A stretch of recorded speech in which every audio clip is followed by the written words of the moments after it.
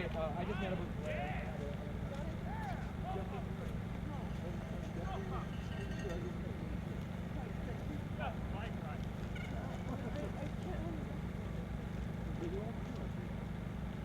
Oh yeah!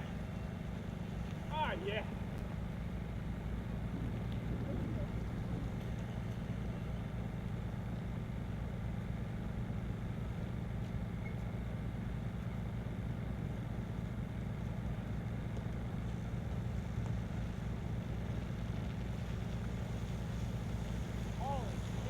That was way grosser than I thought it was going to get.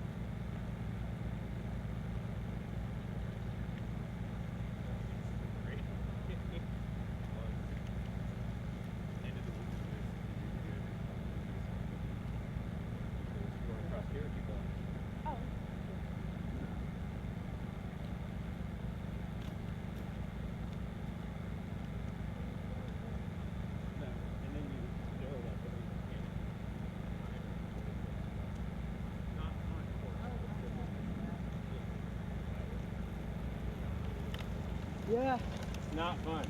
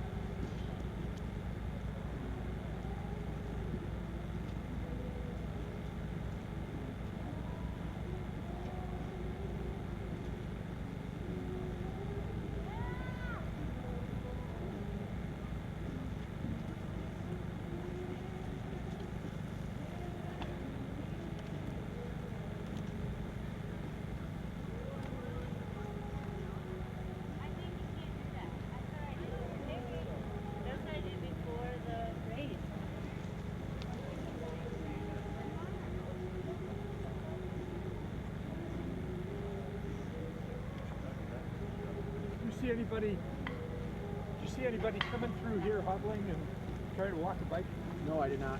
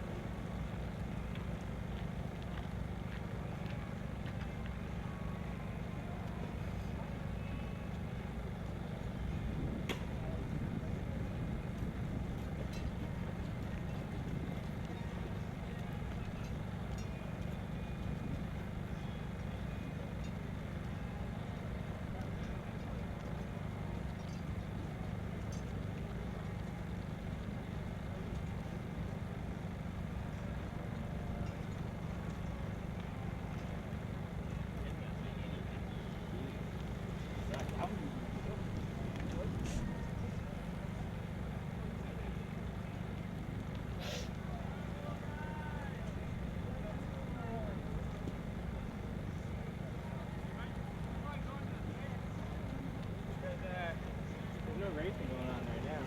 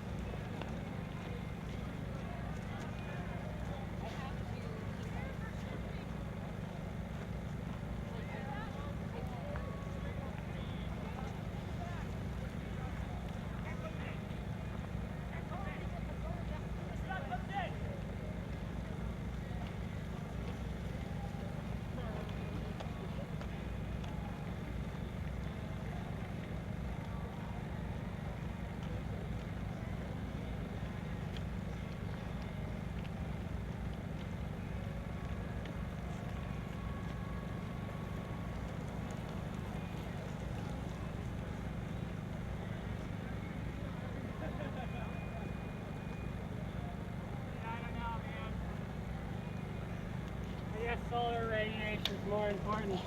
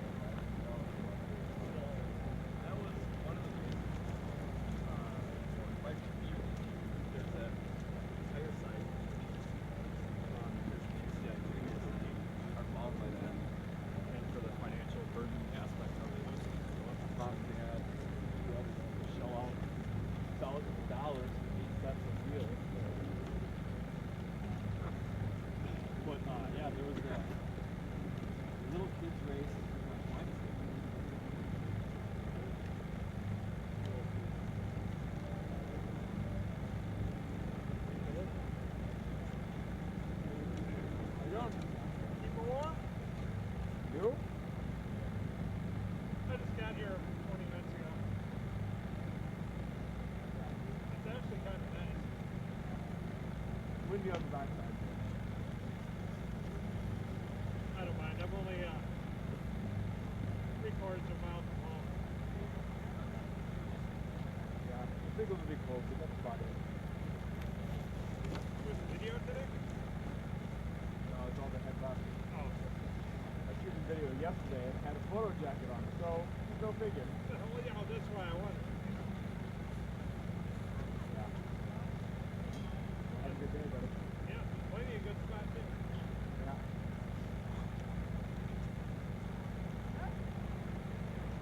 There you go. No problemo.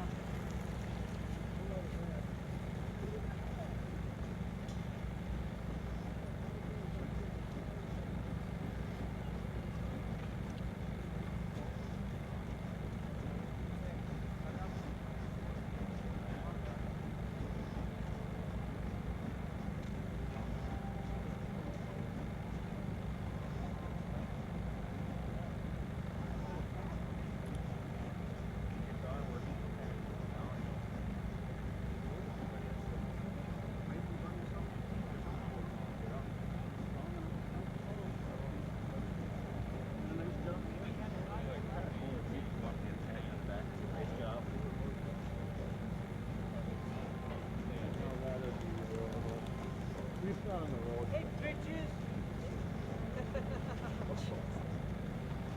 You quit faster, hugging and kissing and keep walking. You fuckers dropped me again. Huh? You dropped me again. That's Bob. Our fucking fellow on Bob. Yeah, you're like, Bob just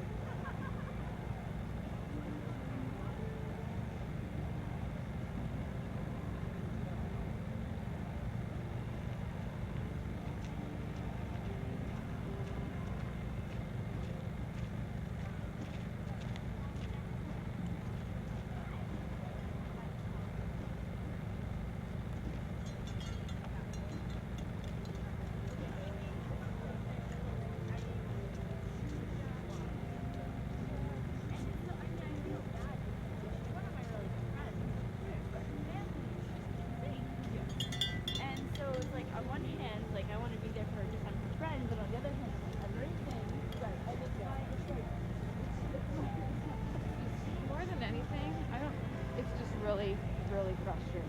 Yeah. Like,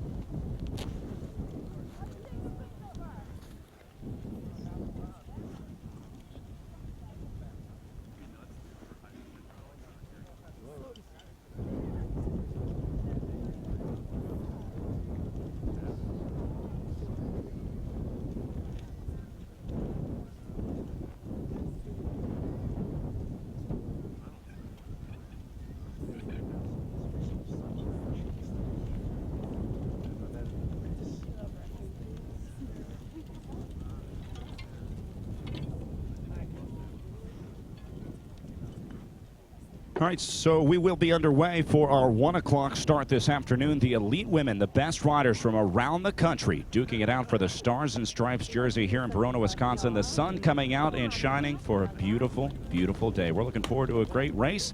I'm Brad Soner, Richard Freeze out in the field. I'll be joined by Todd Bastide here in just a bit. We're getting very excited for our elite women's race.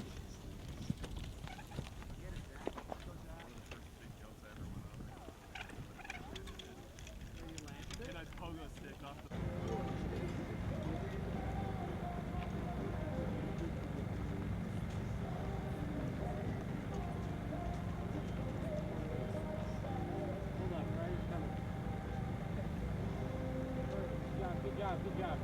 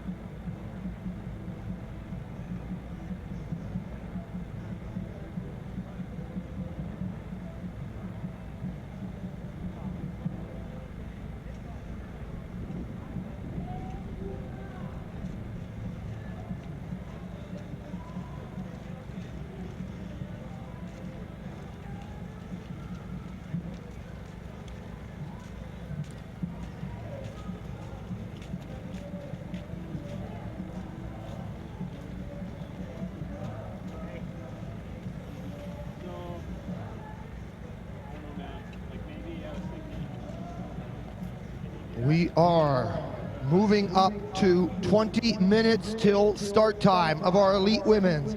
We are 20 minutes away from start time for our elite women's contest, set to go at 1 p.m. Conditions continuing to change. Direct sunlight putting a glisten of mud and water on the top of the ice. Challenging indeed. We will see how these women fare, and the mechanics, all of a sudden, the pressure washers are active again, and the mechanics will play a role in these elite races.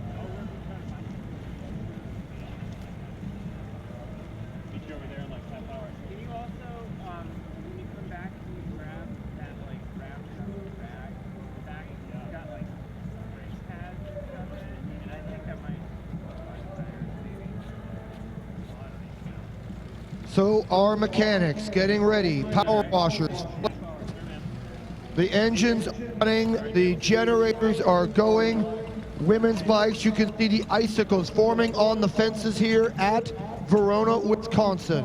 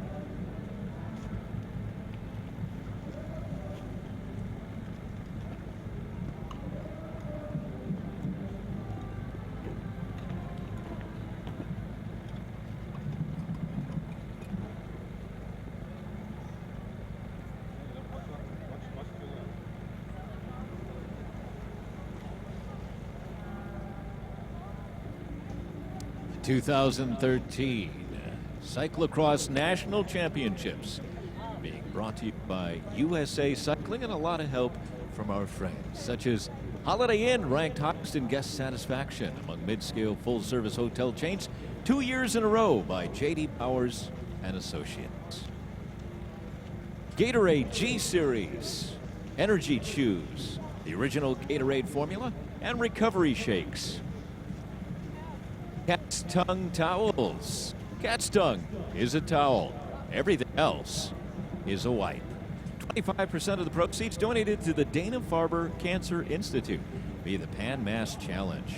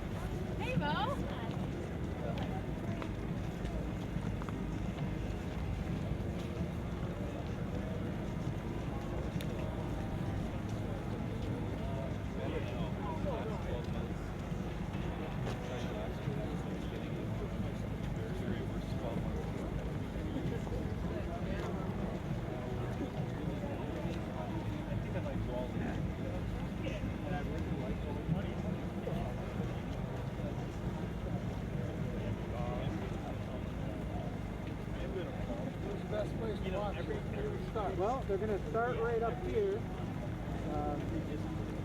and then they're going to head up the hill. Yeah. Yep, yep, there you got the end of the finish down. Yep, now you could start here and watch them go by, and then cross once they all go by here, and then you're going to want to kind of walk up there a little bit. What's that? Oh yeah, right, right.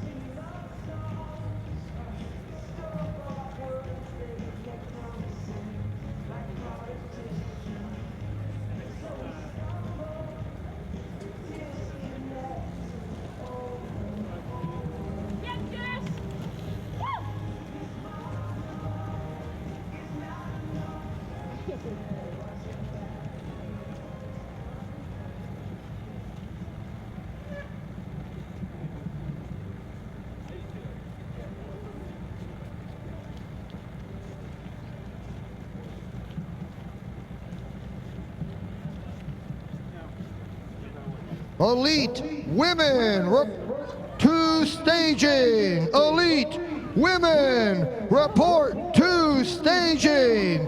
Elite women report to staging.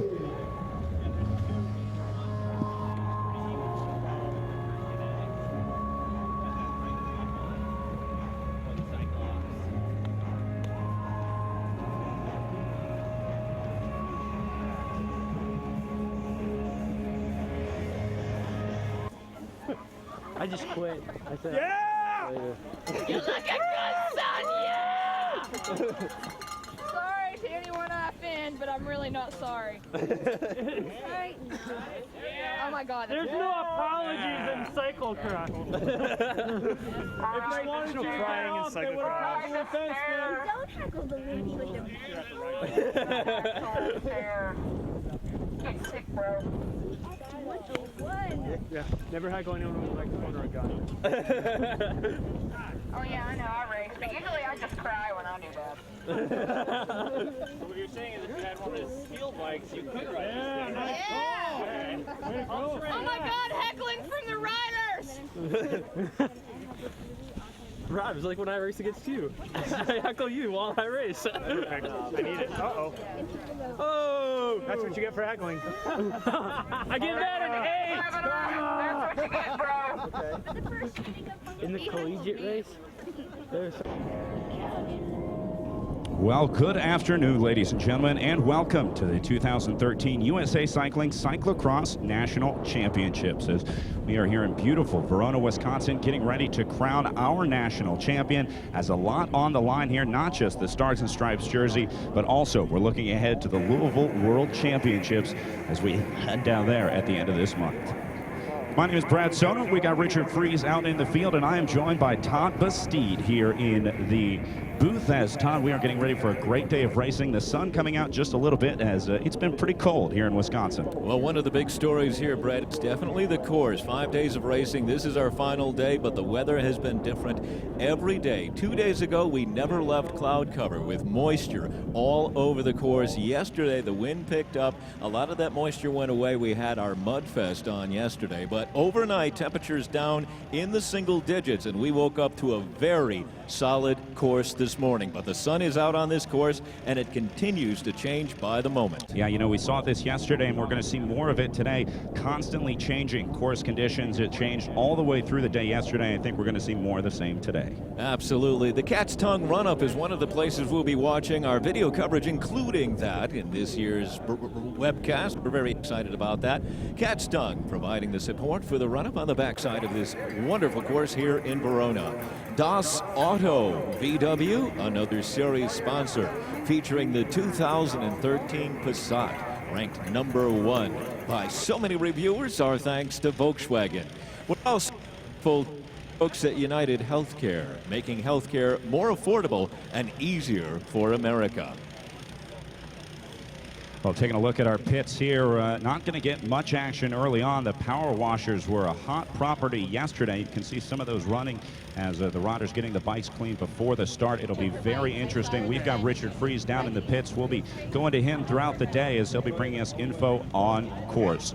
So our elite women, 95 riders on this starting grid today. Roughly 2-mile course. They're going to be out there for 40 minutes of racing today. We're looking at the starting grid on screen right now. Those riders going to be slotted in based on their ranking, as of course we'll begin with Katie Compton, our world champ, #1 ranked rider in the world and defending national champion. We'll run through those competitors here in just a bit as we get ready for our elite women's race. Absolutely, Brad. We're keeping an eye on the course. Here we go. Katie Compton, of course, at the top of the list, riding for Trek Cyclo-cross Collective. Her young protege, Caitlin Antoneau, Cannondale Cyclo-cross World, sliding into second spot. Those two assured a spot at Worlds. Everybody else fighting for results here today. Well, what a great story lining up third here. Meredith Miller for the Cow Giant Berry Farm Specialized team, coming back from a broken hand this season. She came back to race just a few weeks ago. It looks to be on pretty good form. She was very enthusiastic coming into the race. Miller is going to be one to watch. Georgia Gould stayed stateside while a lot of other riders went up to Europe to race. She's riding for the Luna Pro team. She's a slow starter but a strong finisher. Bronze medal in the London Games just passed. We're going to keep an eye on Georgia Gould here today. We then see Crystal Anthony lining up fifth there for the cyclocrossworld.com team. 6 behind her is going to be Nicole Duke, another interesting rider. Took some time off this season, then came back with a new set of sponsors riding her program. She's got a lot to prove here at Nationals. We then move down to 7th, Mo Bruno Roy, the Bob's Red Mill rider. She could have a good run here today if she's able to get a good start. Heel Stenson Lee riding for Team Luna. Next in the slot, Amanda Carey coming in, and the young rider Elle Anderson, ladies first, Minuteman Road Club. She's been putting down some good results lately. We're going to keep an eye on Elle here today. So 8 riders on the front. That means Carey will be the first rider in the second row on the grid. We then look at Laura Van Gilder, the third rider in the second row there. Van Gilder, a veteran here in the discipline of cyclocross, certainly can always have a good race for Van Gilder. Arlie Kimmerer coming into the Midwest last weekend, racing New Year's resolution and doing very well there. She's followed by Andrea Smith, ladies first, Minuteman Road Club. Now, very impressive season from Carmen Small, the 14th rider in the grid here, as she has her first cross season this year. Amanda Miller, another one of those riders on that Optum team. Ladies in orange and black could have a very good showing today. Nicole Thyman, Team CF. Courtney McFadden, Jade Wilcoxon riding for the strong Optum squad. Your next 3 riders, and then it's our twins, Emily and Catherine Shields, both riding for Mock Orange Racing, Mock Orange bikes. That's your top 20, getting ready to compete here for the National Championship jersey in Verona. Well, this is the run-up that we just saw there. That's going to be a very important factor on this course. Again, you can see the snow covering the ground as it is really chilly out there. But starting to warm up just a little bit as we talked about the importance of this national championship. Obviously, not just for the Stars and Stripes jersey, but looking ahead to the World Championship. World Championship has always been there, but it's even more exciting this year because it's in Louisville. Louisville 2013 is where you can get ticket and hotel info, and it will cost you more if you try and buy tickets at the event. So go ahead and check out Louisville2013.com. Get your tickets ahead of time. Be ready for some great racing worlds right here on home turf. Now, what an amazing year this has been for American cyclocross, with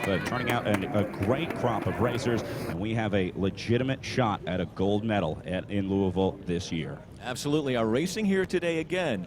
Only a few slots have been determined in both the women's and the men's races. Those provisional slots, that's where the real heat is going to be, and riders knowing that a good result today is going to greatly increase their chances to represent the U.S. in Louisville. All right, so the riders in the starting grid right now, you'll see them starting to get rid of any excess clothing, maybe taking the last drinks before they head out. We're just a few minutes away from the start right now. A lot of action down there on the starting grid as riders trying to make sure that everything is perfect before the start of the race today. Katie Compton, Katie Antoneau, the 2 slots that are assured competition at Worlds. Now, by virtue of Katie Compton winning the World Cup overall, that adds a slot. So there are actually 6 slots, meaning 4 provisional discretionary slots are available for women here today. Who's going to get them? Yeah, the USA Cycling folks that choose those riders certainly here watching, as everyone wants to be on that World's team, especially since we have it here on American soil. Once again, one of the big stories that we're watching here in Verona is the course itself. You can see a little bit of sheen off the course right there as that course tape flutters in the wind that continues to blow across Badger Prairie Park here in Verona. One rider coming towards the line. You're going to see a lot of that, shaking the hands, trying to get some warmth into those hands. Glove choice also very important here today. Yeah, you know, talking about the course conditions, really just in the last hour, we've seen a lot of change happening out there on the road as that mud's starting to loosen up just a little bit, and I think it's going to continue to change throughout the day. We're also watching the power washers. Very busy yesterday, not so busy today, but we're hearing reports from the pits that those trying to power wash are having problems with their equipment. Let's go to Richard Fries, who's out on the court. Richard, what are we seeing? Well, you can see right now the steam rising off those power washers. This is as much about mechanics as it is about riders. Yesterday, we were in a much warmer condition, started at 40 degrees, got cooler as the day went on. Almost race by race yesterday, the conditions changed. But at one moment, we had a situation where the mechanics were barely able to turn around fast enough for the rider. The mechanics were barely able to do it every other lap. And I'm telling you guys, these conditions are worsening. This is not the frozen tundra we had earlier. This is going to be buckets and brushes today. The mechanics are warming up as well as the riders. We are coming inside of 2 minutes, guys. I throw it back to you. Let's see the start of what should be a great race. Yeah, the sun out and shining. That's going to warm up some of that ground. As you can see, some of this mud starting to form. They did go through and smooth out the course just a little bit last night with some heavy machinery. That was necessary because of the racers racing early on in the day, as we do have all of our categories here racing. So we wanted to make sure that those riders didn't have to deal with the frozen ruts early in the morning. Now, obviously, things starting to soak up just a little bit as we see these ruts forming out there. There will be some mud, but not nearly as much as we saw yesterday. And the X factor here, Brad, is that directly underneath that mud is the permafrost. It is still not melted, and you never know when you're going to get traction, when you're going to dig in just a little bit, or when you're going to go skating sideways, and that's the challenge of this course. Yeah, tire pressure and tire choice going to be a huge factor in this race, as the riders going to want to get that dialed in just right. You'll hear the riders yelling to the mechanics as they come by the pit. They're going to be making mid-race pressure changes as they try and get those bikes dialed in perfectly for the ever-changing course conditions. We're inside 2 minutes until the start. Our riders are lined up in the grid. What's going to happen is during the course of the 40 minutes of racing, we're probably going to see tire pressures change as the course continues to soften up. They will want to go to different pressures. They'll be yelling those pressures out to their mechanics in the pits, swapping out bikes as fast as NASCAR mechanics. Yeah, the pit's going to be a very important place today, not only for the riders just trying to get clean bikes, as they do have the opportunity to take a new bike about every half lap. It's a two-sided pit, so we'll call that pit 1 the first time they roll by the pits, and then pit 2 the second time they go through. But as we've seen most of the racing today, not riders looking to get clean bikes, but riders having mechanical issues because that ground is so hard. It's frozen solid in a lot of sections on the course, and if you go down on that, it's going to damage the bike pretty seriously, and the body as well. Richard equated it earlier to falling onto a cheese grater. And you know that's going to hurt. There's a lot of racing that went on yesterday, a lot of grooves defined in the mud that froze overnight. Those grooves are starting to open up. Additional racing lines are starting to develop, but there's still a majority defined line through this course here in Verona. All right, getting very close to the start now as you see the officials clearing everybody off of that starting grid. The riders so focused. You have to get a good start on this course and in this sport, as if you find yourself at the back of this group of riders, you are going to have a very hard time moving to the front. All right, there they are. We are underway and racing at our USA Cycling Cyclo-cross National Championships. There is Antonio in the green jersey off to the right-hand side. That's Meredith Miller coming up the middle. Looks like Miller going to take the whole shot here as Miller moves forward. Now they start to string out. You can already see the riders getting caught at the back. They're carrying a lot of speed into that right-hand turn. We've seen riders have issues there in the past as that has a little bit of a questionable traction. But nonetheless, Miller with a very nice move towards the front of our race, off the pavement and onto the ground here as she circles the soccer field for the first time. All right, so that will be Miller, Duke, Antonio, then Anthony coming off of the pavement and onto this muddy section. As, again, more riders getting caught up in traffic there. So they head out into the soccer fields. They'll then loop back around to pit 1, where we'll pick up Rich Freeze. Well, right now, guys, we are watching this big circuit go through. This is more than 90 women, and it's not often that a women's field is this large, and that is a whole different traffic pattern. This is like an airport with a lot of planes in it. Now you can see, and what we were saying earlier, you don't really race on this course as much as you manage it. What I mean by that is you can't look too far out in front of you. You have to look only 10, 15, maybe 20 feet in front of you to manage the ruts and the frozen section of this course. The big question is the traffic going on. Your bike is being thrown east and west all over. And Brad, already early on, it's Nicole Duke.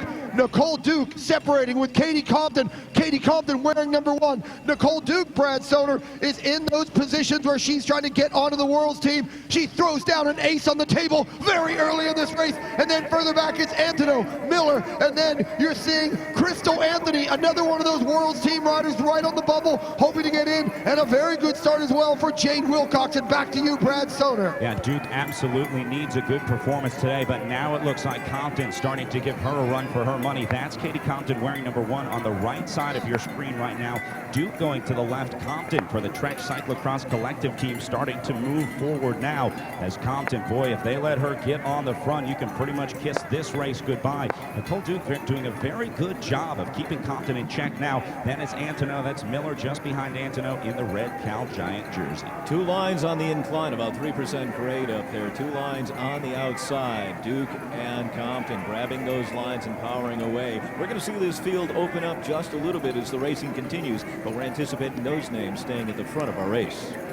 Yeah, you know, only a matter of time before we saw Katie Compton come to the front. She has been unstoppable. The #1 ranked rider in the world after winning that overall World Cup. Also our defending national champion and a serious shot at a gold medal in Louisville this year. So we're really looking forward to watching Katie Compton racing for the U.S. later this month at the World Championships. But right now, all her focus is on the Stars and Stripes jersey. Second last Sunday in Rome, and that wrapped up the World Cup overall for her. And the riders thank her, creating one more spot at Worlds by virtue of her winning that World Cup. So 6 riders from the U.S. going to World Cups in Louisville. And you can see the long slog up the climb here, a very difficult incline. It's kind of a grinding climb on the way up, and it really sucks it out of those legs. So we'll take a look at the replay here from our start. That's Miller in the middle, Nicole Duke off to the left side there, and Katie Antonow in the green Cannondale Cyclocrossworld.com jersey on the inside. We've determined earlier in the week that the outside line is your safer line, better traction there because it's getting sun, whereas the inside line is remaining moist. It is shaded from the sun by the barricade, but that made no difference as right up the center of this road. And all right, there is our Cat's Tongue run up, and we're anticipating our first rider dismounting. About 20 railroad ties stuck into the side of the hillside here in Verona, and here we go. Well, that's Duke, the first up onto the Cat's Tongue run-up. Katie Compton right behind her. Then we see the Miller-Antonow duo. Miller on the left in the red, Antonow on the right in the green. Whoa, little bobble there for Miller. Oh, no, that is not Miller, sorry. I saw the red jersey. That's actually Crystal Anthony. Miller just behind her, so Anthony has now moved up.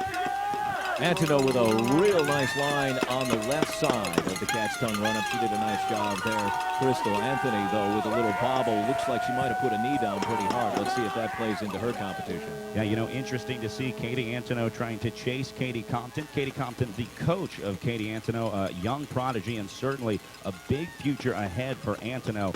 And it's the master chasing the student. And it was 1 year ago right here in Verona where they went 1-2, the teacher and the pupil, Compton and Antonow. Let's see what Antonow has in the tank for her race here today. Well, you can see this is a good section on the course for riders to pick up positions as now we go back out to the riders as they've come up and over the Cat's Tongue run-up. This is Katie Compton that we're looking at right now. What has happened to Nicole Duke? If Duke is up the road from Compton right now, that is a seriously impressive ride for Nicole Duke. But look at the gap that Compton has already. She is just putting on a clinic here in Verona. Hey guys, I'm sitting right here. The pits are loaded up with the mechanics at the ready. If you just look at these mechanics, they're waiting. They're about to go into the pit area. And so far, we've got about 100 mechanics in here waiting for Katie Compton. Mark Lake Compton, her husband, standing by. But so far, Katie Compton clean. We're going to see them their first time through this pit area. It's going to be pivotal. Underneath my feet, you can feel the pressure changing. The conditions are changing as the day goes on and the sun gets higher. These crowds are really coming out in force now in Verona, Wisconsin. As we're watching these women on this course, though, this wind is starting to pick up, a little bit of radiant wind out on the course. I can see Katie Compton and a brand new clean bike for her to take should she need it. But how about Caitlin Antonow riding in Wisconsin, from Wisconsin, and for Wisconsin? She is in there winning yesterday in the under 23 and also part of the collegiate division. Today is when she contests the under 23. Yesterday she wins the collegiate title. Now comes Compton into the pit area. You'll see her right now. The question is, does she pit or not? And that will tell you what the conditions are. She is pitting. Mark Lake Compton comes out.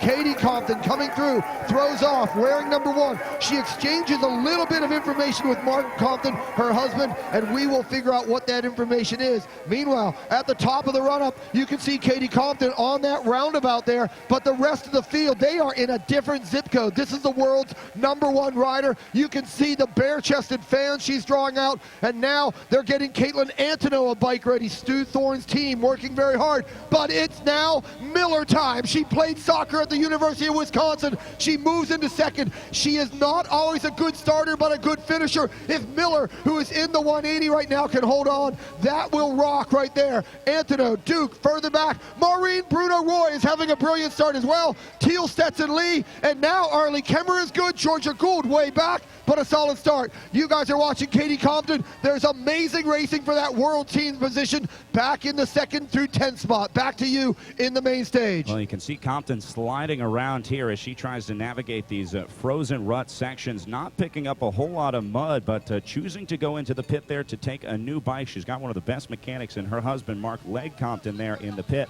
Now, these riders can take spare bikes. Most riders have 2, maybe 3 bikes in the pit, their A bike and their B bike. And while one bike is being used down on the course, the mechanics will work furiously to get that other bike cleaned up so that the riders can take a clean bike when they come through the pits. You're seeing Meredith Miller move towards our camera position there, making her way to the sand pit. She's running the disc brakes. Those are gaining in popularity, but they had a little glitch here this week as some of the moisture ran through the brake pads pretty quickly. You'd start a lap with good brakes and you'd finish the lap with no brakes. And with some of the descents here at the course of Verona, that created some issues. So some of the brake manufacturers are going to be challenged to go back to the drawing boards and figure out what the best pad material is going to be as those disc brakes gain popularity. The fun when you're dumping down and need to stop hard when they're dry, but we saw some bobbles with them earlier in the week. Yeah, we talked about the riders having trouble with the brakes, but also seeing trouble with the shifting yesterday as well, as the water was freezing on the shift cables, preventing the riders from shifting when they would get a new bike in the pit, because those bikes were power washed, and so the riders without internal cable routing were having the shifters freeze up on them, and they were having to do a half lap without being able to shift before they could come back to get a new bike. Got a real good look at 2nd, 3rd, 4th, and 5th there, and you can see that the lines are all over the place. And if you're going to cross from one line to the other, you may pay in terms of the ruts that are frozen out there. Here comes Miller climbing her way up 2 trips up this hill here in Verona. The 2nd not quite as high as the 1st. And you can see Nicole Duke there cranking that bike side to side. Katie Antoneau in the green just behind her. Looks like one rider now dismounted. That's Mo Bruno. Roy has come off the bike and is now running up this. She's back on, but she's going to be passed by one of the Luna Chicks riders. And that's Teal Stenson Lee, and I believe it was Stenson Lee who took a tumble on the first trip down the descent. Antoneau almost getting caught up on the outside as Stenson Lee lost traction for a moment and hit the ground. All right, so all the major players still up at the front. This is an interesting rider you're seeing on your screen now. Jade Wilcoxon, what a great program this has been, as the Optum Kelly Benefits team bringing their women's and men's team over to the cyclo-cross discipline. Their first year with that program, and they have just had an incredible year for the ladies and gents in orange and black. Well, Wilcoxon, one of the riders who rides a lot of crits during the summer, takes that fitness and moves right into the cyclocross season in the fall. But I don't think you can give any more credit to Trek Cyclo-cross Collective, who has obviously put together a pretty impressive team. We saw Matt Shriver winning a national championship yesterday in his age category, and now, of course, they've got Katie Compton out in front as we see her on the pavement as she heads back towards the finish line. She's actually dumping the gloves, it looks like, either trying to get feeling into the hands or dumping the gloves. We saw this a lot earlier in the week here. As moisture would get up on the gloves, they'd be far less effective at keeping hands warm. Nonetheless, even with the proper glove choice, it's cold here. We're looking at about 19 degrees right now in Verona. Yeah, so we're going to watch the time gap here as this is Miller back onto the pavement with Nicole Duke on her wheel. Then Katie Antoneau comes behind her. Pretty big gaps here. Those 3 riders need to close that down as soon as they can, as we're watching Miller coming across the line right now, right around 11:20 the lap time there, as a much slower course here today. You know, we saw fast speeds early on, but the first lap going to be a little slower than the subsequent laps after this. There's Antoneau sliding up next to Duke and possibly taking that spot. So Antoneau, she's got the fight in her. She's the local girl. We're calling her from right here in the area. She slides into the 3rd spot, now chasing down Miller and Compton up the road. All right, so as they head out into the course, Richard Free should be able to see them out in the field. Richard, they're coming your way as you're in the pits. Is Katie Compton going to take another bike here? It looked like she was pretty clean the last time through. Yeah, Katie Compton rocking this thing real solid, but this is getting to be a messy course. One little issue that we've talked about is there was so much usage of the bikes to prepare them. These guys briefly ran out of water, so there's a little backlog at the pits for cleaning of bikes. So now there's a little argy-bargy. Meanwhile, Katie Compton coming through what we call pit number 1, meaning the first time she goes through. And will she take a bike? She does. She is pitting every half lap right now. I'm going to talk to Mark Lake Compton between these sets, but the race for second, I gotta tell you, Meredith Miller is off to a really good start. She has always had trouble in the starts, and then she's a great finisher. If she can put this together, she is fighting with Nicole Duke. Meredith Miller played soccer at the University of Wisconsin, got started cycling here, but now she is in a whole different world of cycling right now. Remember, Brad, she broke her hand at the Providence Cyclo-cross Festival and had to take about 8 weeks off, so she lost a lot of those points. So therefore, she is not necessarily on that Worlds team. And there is Caitlin Anthony, winner of the collegiate title yesterday. She pits, Meredith Miller pits, and Teal Stetson Lee riding possessed for Team Luna. The other rider I'm watching now is Crystal Anthony. She goes in and pits as well. Mo Bruno Roy pits as well. They're both from the North Shore of Boston. And I got to tell you guys, Luna's Georgia Gould, she does not look good at all in this early start. Back to you on the main stage. All right, so Gould having a little bit of trouble there as we now pick up this group of Nicole Duke, Katie Antonow, and Meredith Miller. All three of those riders riding together as Antonow's going to take her own line on the inside there, while Duke and Miller take the outside. Compton turning a 10:55, 10 minutes 55 seconds for her lap. So obviously this course softening up just a little bit. We saw our collegiate athletes turning just about 10-minute laps, but that was a much firmer course with some well-defined lines. Now we're getting a little squishy. These riders trying to find new lines as the course continually changes. Yeah, Katie Compton's gap right now, just about 30 seconds back to the chasing group that has Nicole Duke, Meredith Miller, and Katie Antonow in it. So already early on in this race, Compton going to be comfortable with this one. No reason for her not to pit at this point. She's got time to burn. So we'll see as she continues this great ride early on. Amy Dombrowski staying over in Europe to race, not coming here to contest nationals. And what that does is that opens up the possibilities for Meredith Miller to grab one of those discretionary spots, despite the fact that she did break 2 bones in her hand back on October 6th and is still kind of finishing her recovery from that accident. All right, well, we were talking about if these course conditions were going to change, what would happen to the mud, what would happen to the snow. Richard Fries is out in the field. Richard, are we seeing any softening of the dirt out there today?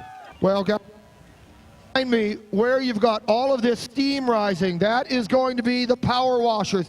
They ran out of water briefly, they water, and now you're seeing guys jumping in. The mechanics are just as pivotal as the riders. A Worlds team selection may depend on these guys being very hard.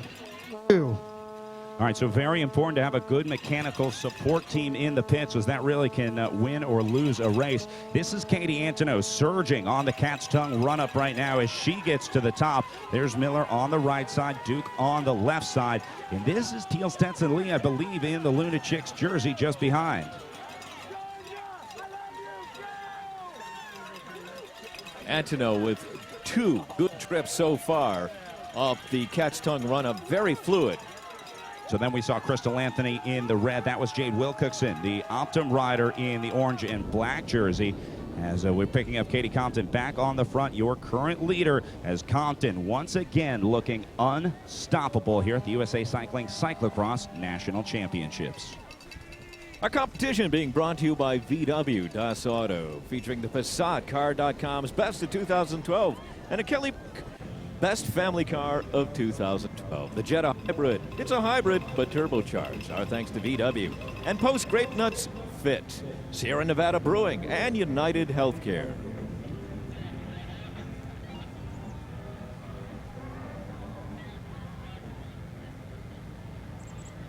All right, so you can see a little bit of wind still out there on the course as that tape fluttering. Not too heavy out there, though. It is chilling the riders just a bit as that cold wind coming from the north and bringing in this cold weather that we're having.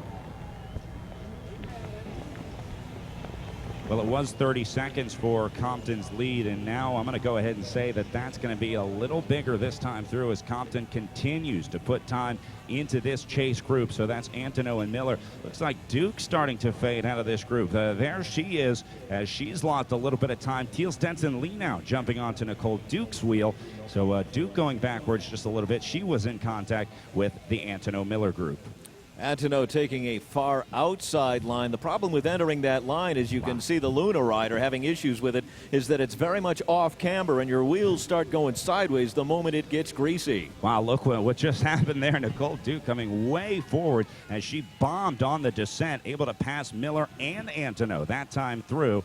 As you see Antono with the foot down there, little bobble, but you want to make those small mistakes to prevent a big mistake, and that's what Antono is doing there. Maybe she loses a second or two putting the foot down, but that's much better than losing the 10 seconds of going down and falling off the bike. It's simple. The sun is shining on that descent. The ground is starting to warm up. That means it's getting back some of the slick, oily condition that it had yesterday, and that's why the riders are choosing different lines, being more cautious. Richard Fries, the riders heading towards you in the pits. Yeah, they are already through with Katie Compton. She did take a bike. Nicole Duke goes through. She does not take a bike. You're seeing her in the 180. Meredith Miller sitting in third. Katie Antono right there as well. That right there is a really big battle for the world's team positions right there. Katie Compton, it's her world. Everybody else has to live in it. They just want to get on that same plane that's going to go to Louisville next month. And it's Katie Compton out there, but it's Nicole Duke, and in red you've got Meredith Miller. But farther back, you've got a great start right now with a great start for Maureen Bruno-Roy and Crystal Anthony, the two New Englanders fighting. Teal Stetson Lee. Now comes Georgia Gould into the pits. She is trying to get back into the contest as well. Not her cup of tea today. Back to you guys while we are watching Nicole Duke really light things up. Yeah, Nicole Duke looking great on the front right now. Antono with a few bobbles as she starts to go backwards. So now Miller in the second spot in that chase group. That'll be third on the course. But, boy, what a great ride Nicole Duke is having right now. Certainly making a case for the world's team selection here. She's got to have a great ride if she wants to be on the start line in Louisville. Absolutely. Georgia Gould, known as a slow starter. She's used to racing those longer mountain bike races. So we're going to keep an eye on her as we dig deeper into our 40 minutes of racing. The 2013 Cyclo-cross National Championship being brought to you by Gatorade G Series and Holiday Inn. So there is your current standings. Katie Compton, obviously our leader far and away on this course. The Duke, Miller, and Antono group is going to be a great show to watch today. It'll be interesting to see if anyone is able to bridge up to them. Teal Stetson Lee would have been the last rider able to tack on to this chase group that we're calling Chase 1, but an amazing three-way battle unfolding in front of us right now.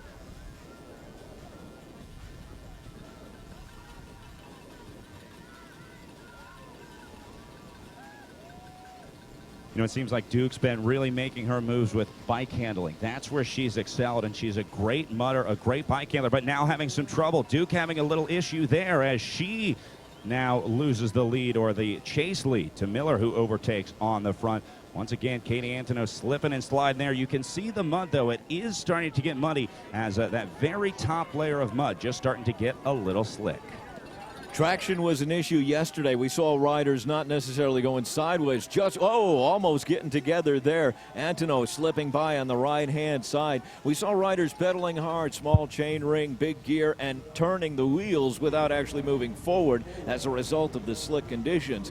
Still firm enough that we're getting good traction out there, but it continues to change as our racing continues. Meantime, our race leader onto the asphalt here, heading towards the finish line, starting to open up a larger gap as second and third place heading down into the second loop towards the Verona Library. Yeah, I'm going to go ahead and say this will be well over the 30 seconds that Compton had last time through, as she came through the line 30 seconds ahead of the chase group on the last lap. It is going to be well over that now, as the rider's going to be popping out of the woods here in just a bit. It will be Compton, the first rider that we see. Hey guys, I'm here in the pits, and I just got the update from Matt Simpson of Alchemy Bicycles, the sponsor of Nicole Duke. She has broken a shifter, so she is down to one bike. She's got to finish this on one bike. She has broken the shifter on her B bike, and so she's riding it, or perhaps she's actually on her B bike, so her A bike is no longer working. She's got to do this with one rig. Back to you guys.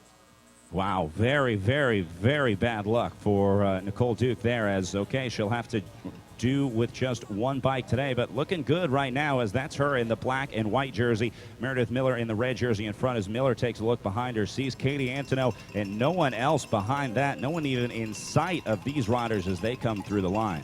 Duke tucking in, Antonow trying to grab onto that chase. The wind out of the north, you can see the flags right there. So up that stretch, taking the soft right hand towards the finish. A little bit of drafting, not a bad idea, as those riders use that stretch of pavement to recover. Coming across right there, 22 minutes in, 11 minutes per lap average. Yeah, Antonow doing a great job of tacking on to the back of this group. You've got to gain time when you can. She saw the opportunity on the pavement. Antonow, an incredibly talented road rider, and she brings those skills to the cross discipline here, as she has now caught back on to that group. Just as she was falling off, she's right back on.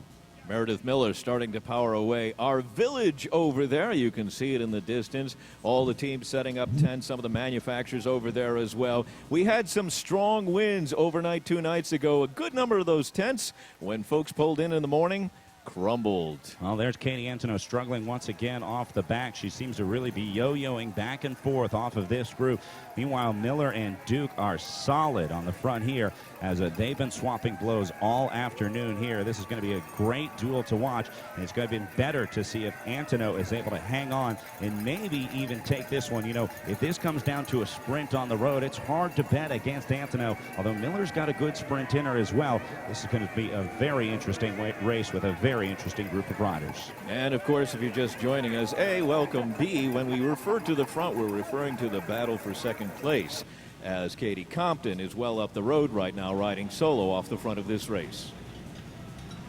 Hey guys, I'm here in the pits. We just updated you on Nicole Duke. We're watching Meredith Miller come through the pits. Nicole Duke really struggling. I'm going to get a good look at her bikes, but the bikes are really starting to glom up. Nicole Duke's going into the pits, and I got to see what she's going to ride. They're going to try and clean what she's got. I don't know what they're going to do. They're going to try and fix something. Meredith Miller, they have replaced a shifter. If you think about this in a bike shop, they have replaced her shifter. I believe you're going to notice a difference on her bike, but she is trying to get in there. This is a job that would take your local mechanic at least an hour to do. These high-speed mechanics did it in 6 minutes. You can see Nicole Duke now in third, back onto her A bike. And for the folks at home, when you talk about elite cyclocross, you have an A bike, a B bike, and a C bike, and she's back on her favorite rig by Alchemy Bicycles. But it is Caitlin Antonow sort of slipping away from Meredith Miller, and Miller is going to use that power right now on this climb. A brilliant ride from Meredith Miller and Cal Giant. Back to you. You got to think about that for a second. Let that settle in. 1 lap, 11 minutes. She dumps off the broken derailleur. She rides a lap, 11 minutes, comes back. The mechanics have already swapped out the derailleur. That is impressive work in the pits. Well, guys, it sounds like the rider's starting to pick up a little bit of mud on those bikes, and you can see it here just in the middle of that track that we're seeing on our screen right now. That's a little bit of mud starting to form in the middle, and that's a combination of, one, the riders rolling over it, and 2, the sun starting to hit on that mud, the direct sunlight heating up that ground, and you can see the mud on the legs of these riders as they come up. That's Compton looking very good, but starting to get a little mud on her. Hey guys, I'm here in the pits. Getting word now, you know that Shimano is here in a big way. You know, all the parts manufacturers are here in a very big way.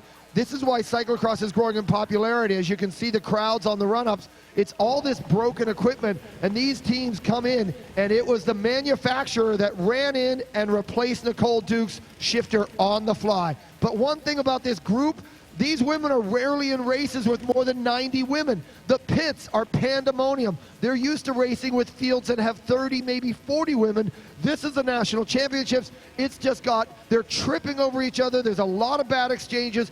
Women that I see that are in the top 10 of regional races are way back and struggling. But one rider that is pulling away remains Meredith Miller. Remember, broke her thumb at Providence, coming back, and look at how strong she looks to get on that world's team, Brad Soner. All right, so here's Miller at the top of the Cat's Tongue run-up now. That's Katie Antonow just behind her, and it looks like Duke now starting to fade as Duke has been passed by Antonow. So Duke now dropping back to 4th on the course, and here's Katie Compton, your current race leader. Get a good look at the ground there. You can see she ran into some snow, now has to dismount. That's going to be a standard story throughout the day here, as very difficult course conditions greeting these riders. That's at the bottom of the descent, I believe. Actually, it looks like it might be coming off the asphalt towards the descent right there. We have a camera up at that position. And any place you have low ground that's been collecting water, that was a lot of slop yesterday and then froze solid. You saw Compton with the trouble with the line. Yeah, now that rider that we just saw is a lapped rider, so that is not second place on the course. That belongs to Meredith Miller, who we'll see here in just a bit. So the riders in between Miller and the second place, the chase group, these riders are a lap down, so they're not in contention for the lead. 95 starters taking to our field here in Verona today for the 2013 Cyclo-cross National Championships. Being brought to you by Trek Bikes, featuring the 2013 Cross Rip, an entire line of cyclocross bikes. So still lapped riders here. That's Miller. Oh, Miller goes down. Meredith Miller falls to the right side as she slides out, coming off of the pavement and onto the dirt. So a tough fall for Miller there, but she's got time to burn, as that's Katie Antonow in the green helmet just behind her. Antonow's now going to have to work through some lap traffic before she gets to Miller. Riders slipping and sliding all over the place today. And that ground is not fun to fall on. Let's send over to Richard Freeze in the pits. Yeah, Katie Compton again takes a bike. Katie Compton coming through. Husband Mark Legg throws it off. Now what is interesting is that the bikes they're taking, guys, they're not that clean. What is happening is you're getting sort of an aerosol. It is the water that is sort of melting, a little bit of dirt, but then it freezes to all the metal parts. If you get a good look at the drivetrains as they go by, they are glommed up. Meanwhile, the mechanics are going crazy in the pits. They can't get to the washes fast enough, and it's actually adding problems. The water is freezing to the frames and actually causing big problems for drivetrains. The other problem that we're noticing, a lot of dropped chains. What is happening, as you can see, our riders, they're starting to run in more and more places. The chains are bouncing off the bikes. This is making Paris-Roubaix look like a bike path. Back to you. Yeah, problems left and right, as we just saw a rider here trying to get that chain back onto the bike, and they have to dismount in these very difficult sections here. Not sure if that's Miller, the Cal Giant rider there, is once again passing those lapped riders. That is Miller, who had a little bobble there. So Miller is now back, and I believe that's Mo Bruno Roy in the blue jersey, just behind the Cal Giant rider. And now, guys, I've got Nicole Duke in the pits, screaming, yelling at her Alchemy bike mechanics. She goes through, and now comes Antonow. They're all exchanging bikes. No sign of Miller right now. Jade Wilcox in there. Little trouble with the traffic right there. Chaos in the pits with Nicole Duke. Those pigtails going flying aside. No sign yet of Meredith Miller. She's behind Bruno Roy coming in. And now comes Teal Stetson Lee through the pit area. Teal Stetson Lee surging through. All eyes are on Nicole Duke, but it's Georgia Gould. It's Georgia Gould coming from way back. It is a Georgia Gould Express. She's surging forward, coming back into this race. You can see big changes with Mo Bruno Roy. We can see Nicole Duke on the screen, but Georgia Gould is coming across fast. All right, so we just got confirmation that that was Miller with the drop chain there on the descent, as we saw her trying to get that one back on. Right now we're picking up Katie Antonow, but it looks like she is even having a little competition by, I believe that's going to be Jade Wilcoxon, the Optum rider, right on the wheel, as she is now trying to surge past Antonow. They're going to be rubbing elbows here. Racing getting very intense. Antonow having difficulty. It's a lot of upper body work out on the course. Those ruts, you plop your front wheel into them. You got to wrestle it out.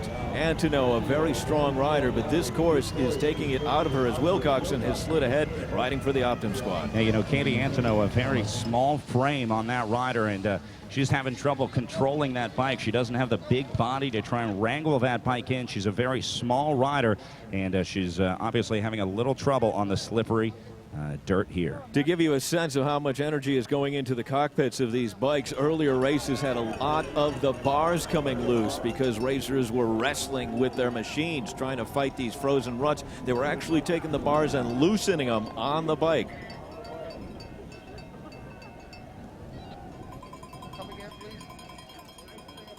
Good look at the loop, the second loop here. You can see those ruts, some of those still frozen solid, some of them starting to soften up as they have traffic through them.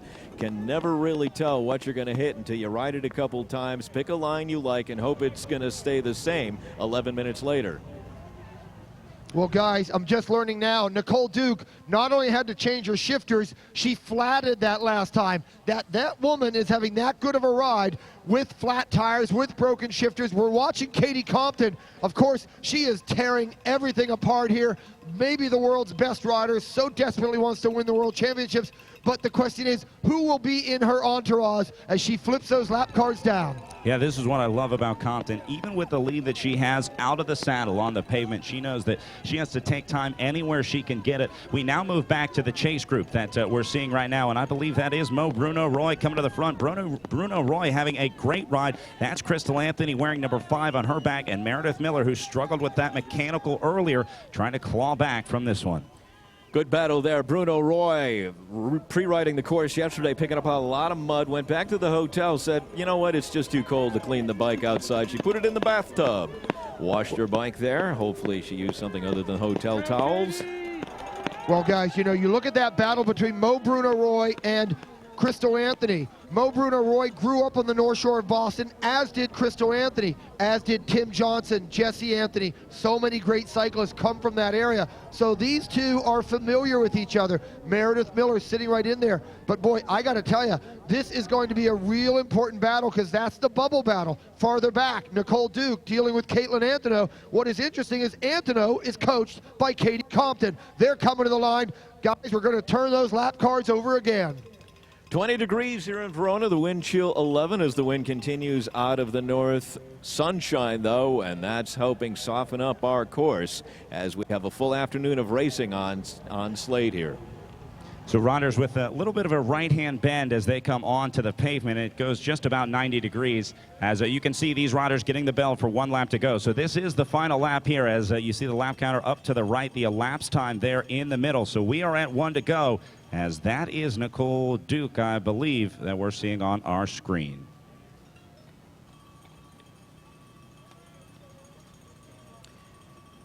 '13 USAC Cyclo-cross National Championships being brought to you by Cyclops, our Cyclops warm-up center, a very popular place throughout the week, and by Planet Bike, a local Madison company creating innovative products that make cycling easier and safer. All right, so this is the final lap of racing. There's Compton. You can see some mud on her back, so we are getting a little bit of viscosity out there as that mud's starting to kick up as the day progresses. That'll continue on through our elite men's race later this afternoon. But right now, it's all about the women as Katie Compton looking for another national championship. Hey guys, I just watched Katie Compton go through. She is back onto her A bike, but Katie Compton, they can only get the bikes so clean in these conditions. It's just hard to get everything off of the bikes in the short time that you have, but she is rock solid. But this race for second, I got to tell you, it's turning out to be one of the best women's races I've ever seen with Nicole Duke. This back and forth, because now Nicole Duke has separated herself from Caitlin Antonow, and Meredith Miller is coming back into the fray. So Antonow is trying to be there, and Jade Wilcoxon might be the surprise of the day so far. The Kelly Benefits Optum rider and Jade Wilcoxon having a solid ride. Now I'm trying to ID exactly where Caitlin Antonow has gone to, because we do not have her sighting. I'll try to update for you as soon as I have it. Nicole Duke solid in second and on her way. Nicole Duke started out as a downhiller. Now here she is going uphill. Back to you. Well, you can see the mud on the side of Nicole Duke there as she's obviously had a close encounter with the ground here in Verona, but she continues on soldiering away after a day plagued by bad luck for Nicole Duke, but she's making the best of it. Riders trying to get their ticket to Louisville 2013. You can do the same to Louisville2013.com. All right, sounds like Richard's got some action out in the pits. Richard, what are you seeing where you are? Well, right now where I'm at, I can see Teal Stetson Lee going into the pits, but way, way, way back is rider number 2, Caitlin Antonow. Antonow, if you just can see her, she is etched in pain. She is struggling to get into the pits. I cannot tell if it's a mechanical or if it's a biophysical or something. She's got a dirty bike and she's not pitting. So I only can think that Caitlin Antonow may have hit the floor or something bad has happened. Back to you.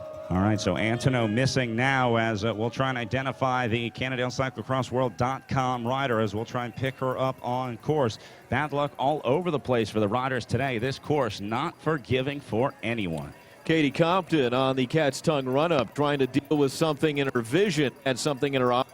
That cleared out of the way. That's not a good thing to have to deal with.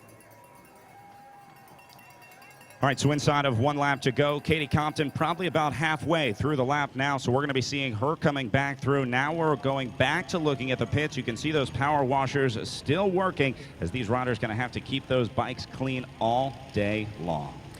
Power washers even having issues early on trying to get the hoses working. Frozen up overnight. They've got them working. Good guys from Wicked Wash keeping the bikes clean out there for the athletes. Then you got to make sure that everything's working. The mechanics working the derailleurs and the brakes while that's being washed. You cannot let the water sit for any period of time at the cable heads. Otherwise, you're going to have frozen components. So riders streaming through, you can see the huge gaps that have formed during the day of racing here as we now pick up your race leader as I check that.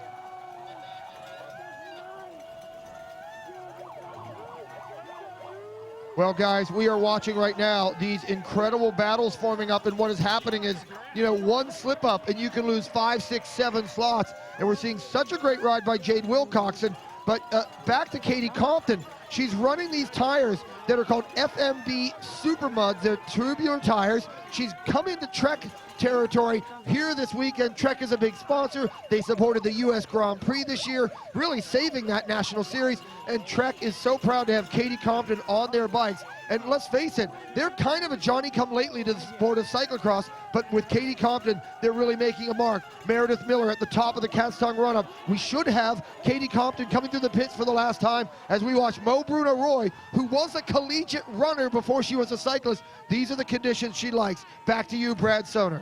Well, riders in true American style taking the dollar hand up on the Cat's Tongue run up there. One of our Lunatics riders making a little bit of extra cash today. And here's Antono coming up the Cat's Tongue run up now. So Antono obviously slipping quite a bit here as she's been having trouble with this slippery course today. Not quite as sprightly as she was on the first 2 trips up the Cat's Tongue run up, but she's a fighter and she's going to stay in there and keep powering away. Meantime, front of the race, wrestling with her bike through those frozen ruts of the Verona soil. Well, Katie Compton goes through pit number 2. She's got the cleanest bike she's had all day. She's gone to those Super Mud tires, breathing hard, but it's a long way back to second place. Now Katie Compton can ride. What she does is she will go easy on the way into tough things and hard on the way out. Meanwhile, we go back to this race for second, which is not just a race for second, Brad Soner. It's a race for the world championship team and who's going to go in Louisville. And you're going to see a brilliant battle at the end. Now the crowds are starting to head to the fences to bring home Katie Compton. But man, there is good racing to go all over this course. Yeah, Jade Wilcoxon, Georgia Gould having great rides here as Wilcoxon, the rider in the orange and black, coming up onto your screen now. That's Georgia Gould in the blue just behind her. Both riders having outstanding rides here today as we've seen some pretty impressive riding from these two, able to overcome the difficult course conditions. That's going to be Crystal Anthony just behind her, and then I believe Miller just behind Anthony in the red jersey for the cyclocrossworld.com team. Nicole Duke making her way into the pits one more time. She's had such bad luck. She's got another bike, but it's behind her. Wow. Oh, you don't like to see that. Duke just cannot get things running smoothly here today. She's been having a lot of trouble, not just with the bikes. Her mechanics have been outstanding here, but twice that's been that she's had trouble with the handoff. We saw her have to drop the bike last time through. Now she has a little trouble with that one. Oh, guys, you know, one of the things is how much different this is than what they're used to. The pits are far more crowded. There's a lot more people in them. It's just a different race than what we're seeing a lot of these women go through. But Nicole Duke has kept her head right in the game. She has not been affected by flat tires, broken shifters. It's been nothing short of brilliant. She is going to get on the team. She is earning it today. All right, so it is Nicole Duke, your second place rider. As we look back, this is Jade Wilcoxon in the battle for third behind Nicole Duke. So Wilcoxon riding out of her mind today. This is a very impressive ride for the rider who started on the road running a full road schedule this year, then coming to race cross. So not a real big break for Wilcoxon, but she is doing an amazing job here in Nationals. Started second row of staging, so she's made her way through a good portion of this field, riding strong, heading down to the second half of our course here.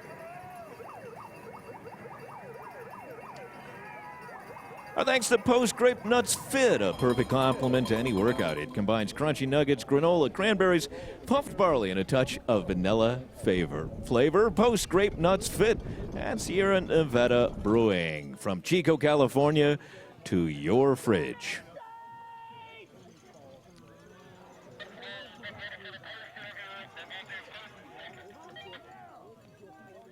All right, so another look at your Cat's Tongue run-up here. This has been a very important section of this course, as a lot of riders we've been seeing having trouble here. We also see the riders having difficulty in those tight turns, just an unforgiving, unrelenting course here in Verona. We're about 30 minutes outside of Madison. The sun is out and shining. The temperature's still very cold, and as you can see with the course tape, just a little bit of wind fluttering out there. And the direction you're looking right now is southwest. That means the sun is streaming down. You can see the shadow of these riders. This brown dirt is being absorbing the energy from the sun and starting to soft. All right, so here is Katie Compton as she is on the pavement. She will be able to ride her way to victory, clearing out the nose there as she gets ready to post up for the salute. Compton has done it. She's got this one locked up on the pavement as she rounds the final turn. She can now see the finish line. This is America's champion. Ladies and gentlemen, you have witnessed history in the making. Katie Compton is our national champion. 9-time national champion, no kidding around, Trek Cyclo-cross collective, Katie Compton. Well,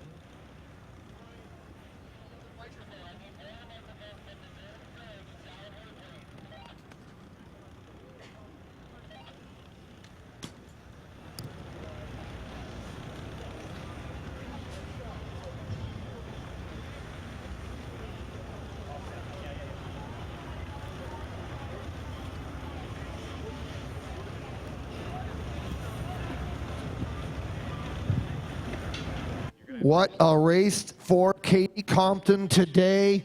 And now we turn our attention to the race for second. Todd, you've got an amazing battle in that slippery mud that is on top of ice. Look at Jade Wilcoxon putting the hammer down. Nicole Duke tucked on. Here we go, coming towards the line. Wilcoxon starting to open up just a little bit of a gap on third place, coming to the line. Here we go.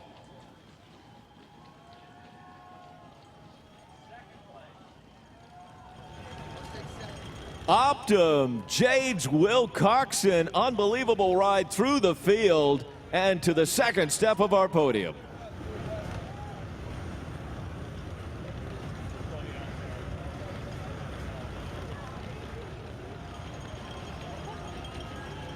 Fighting off the bad luck, coming across for the third step of the podium, Nicole Duke. Georgia Gould fighting her way through the field, grabbing the fourth spot. One more podium spot to go, and then we will get a word with Katie Compton. But boy, what a race for these women, and what a race for Georgia Gould, having, let's face it, a horrible start.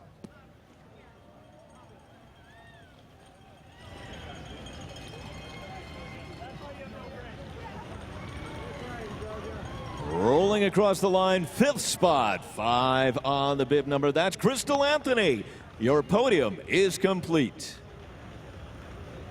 Well, guys, I am standing here, and we've got Katie Compton standing by as we've got our national champion. We're losing count of how many times Katie Compton has been our national champion. And Katie, looking out here, we hear that there's 40,000 fans out there in America.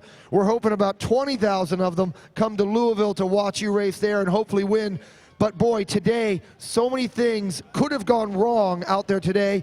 Your team was working so hard in the pits. Tell me, what does this mean for Trek and your mechanical team to withstand these conditions? Oh my God. Staff and the guys in the pit than it was for me. Like, it was such a technical course and every lap was different, and then the gears were freezing, like the cogs were getting stuck with mud and frozen, and like the brakes were starting to freeze at the end. So a lot of it was just trying to be smooth and kind of just be careful with the bike, make sure there doesn't anything break. But like everything was great, and my pit crew was great, and having 3 bikes helped a ton. So I'm really happy to win today since it's such a technical hard course. Now tell me a little bit about Louisville and going forward. I've been to those World Championships. It's been a little bit like Peyton Manning in the playoffs, and this is such a big year for you in Louisville, but what a year for you at the World Cups. What goes on now for Katie Compton going into Louisville? Right now, I'm going to go home and get some rest and training in, and then come into Louisville feeling, as best I can feel. Like, my preparation this year has been I think it's better than it ever has. I got great support from track and bikes that are riding awesome. So, I've had a great season. I'm super excited to win the World Cup overall, and World's just icing on the cake. So I'm going to go out and give it my best, and then see what happens. But I'm going to be happy regardless. I've had a great season. Well, Katie, I know about 20, 30,000 Americans, many of them watching right there, are going to make that trip to Louisville. We want to wish you the best of luck. So Katie Compton, World Cup champion, I want to say 8-time national champion, 9-time national champion, and on her way to Louisville, hopefully to get a rainbow jersey. Back to you guys on the main stage. And Richard, your U23 champion is probably right there in your neighborhood, is Caitlin Antoneau, taking the top step of the U23 podium here today. Well, I'm also standing by here with Jade Wilcoxon, and Jade, the whole Kelly Benefits Optum team, this was a wing and a prayer. You guys are great on the road. What the hell, let's try cyclocross. But you've turned out to be a fantastic cross racer. Your metamorphosis this season really came to, you were the butterfly today, but it's been a hard, sort of a rookie year for you. Yeah, this is my first year pro, so coming into the cross season is my first full cross season as well. And I had no idea how it would go, but my support staff is awesome, and Optum Pro Cycling has been incredible this whole year, and this second place is definitely hugely due to them. I got to ask you, that race for second place, it was almost like a slow motion fist fight going on, and it changed over and over and over. Was it racing, or was it just managing to stay upright? It was a lot of managing to stay upright and just hoping for the best and luck. And I felt like I had good legs today, but I crashed a couple times as well. And so you never know what's going to happen going into that last lap. You just want to stay upright. And I was hoping it would come down to the road because I'm a sprinter on the road. So, and it did, so that was good for me. Well, fantastic. I would right now name you Rookie of the Year in American cyclocross. Back to you guys. Elite men's race yet to come. Boy, what an impressive ride it was from Jade Wilcoxon as she has a breakout ride here at Nationals. Very impressive for Wilcoxon. A great day of racing for our elite women. We will be back with more racing for the elite men as that's coming up next. We're going to take a quick break and we'll be back with more action from the USA Cycling Cyclocross National Championships.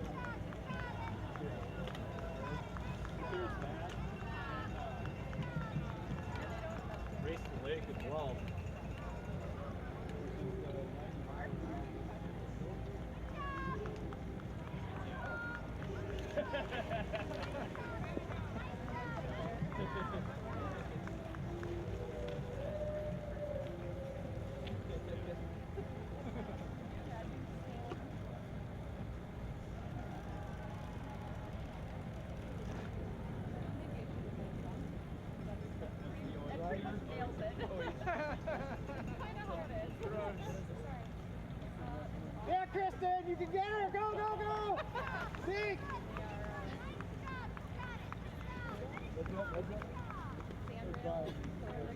Thank you.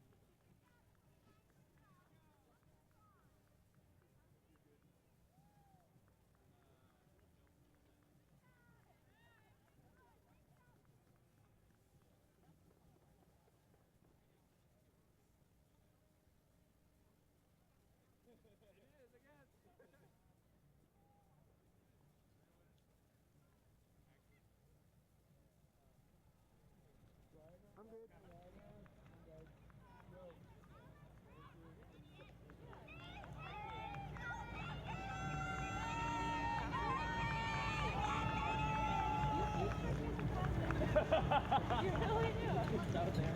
I need to get some hands.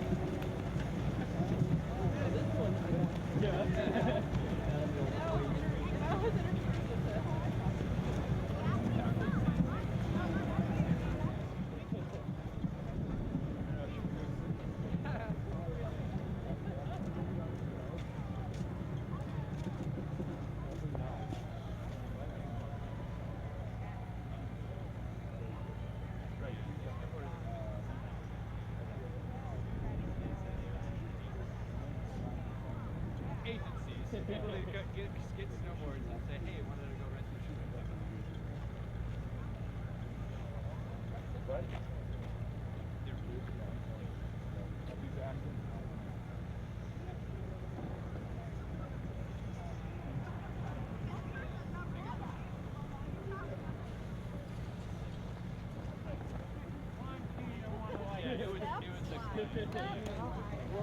You gotta get pictures of the face.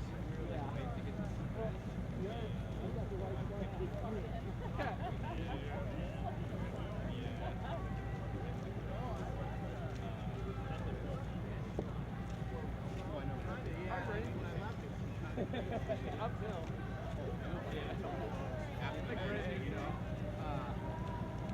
But then that's what happens.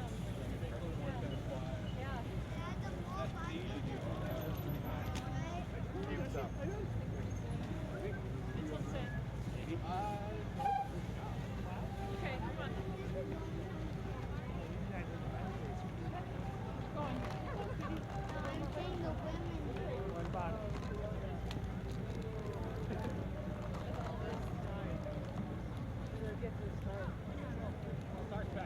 Yeah, they'll yell at you if you ride through the course.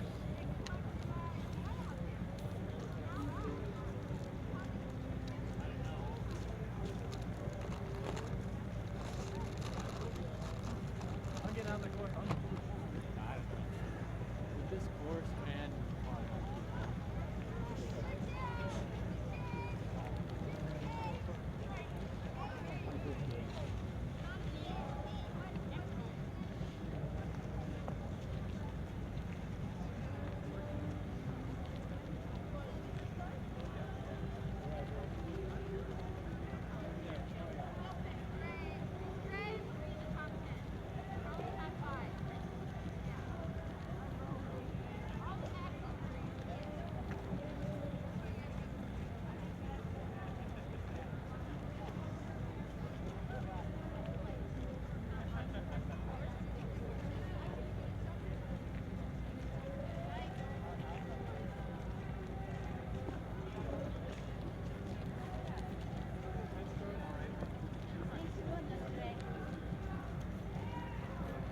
Yeah, we will see a pile. It's a nice match. Sounds like you feel Yeah, thank you. Want a sip of this coffee? Why don't you pour it on me? Yeah, that might help, huh?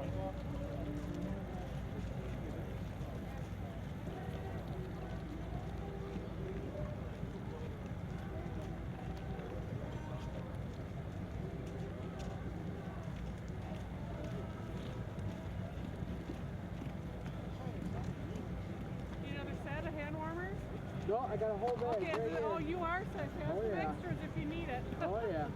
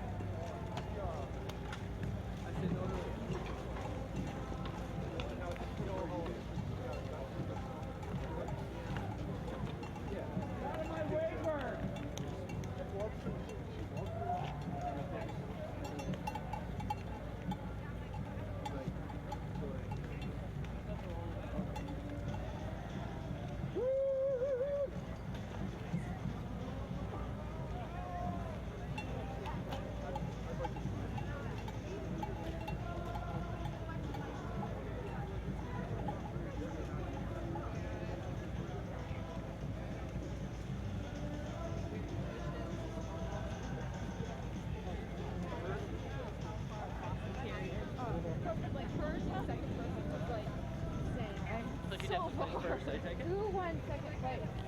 Well, the girl, her fashion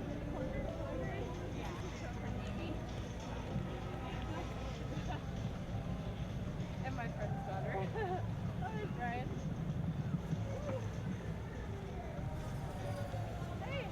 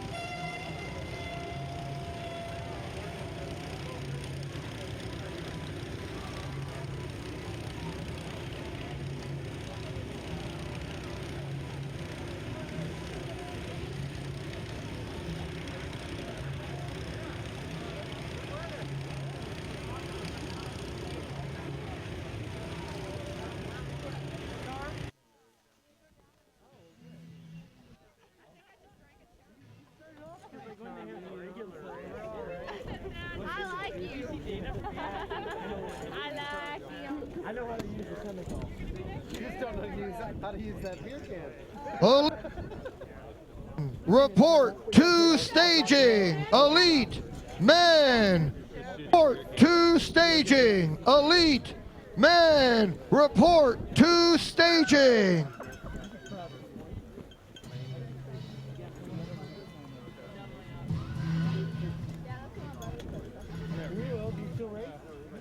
What's your name? All right, Sean. Is it EA or WA? SAJWA. All right, thank you. Very good? Yeah. Oh my God.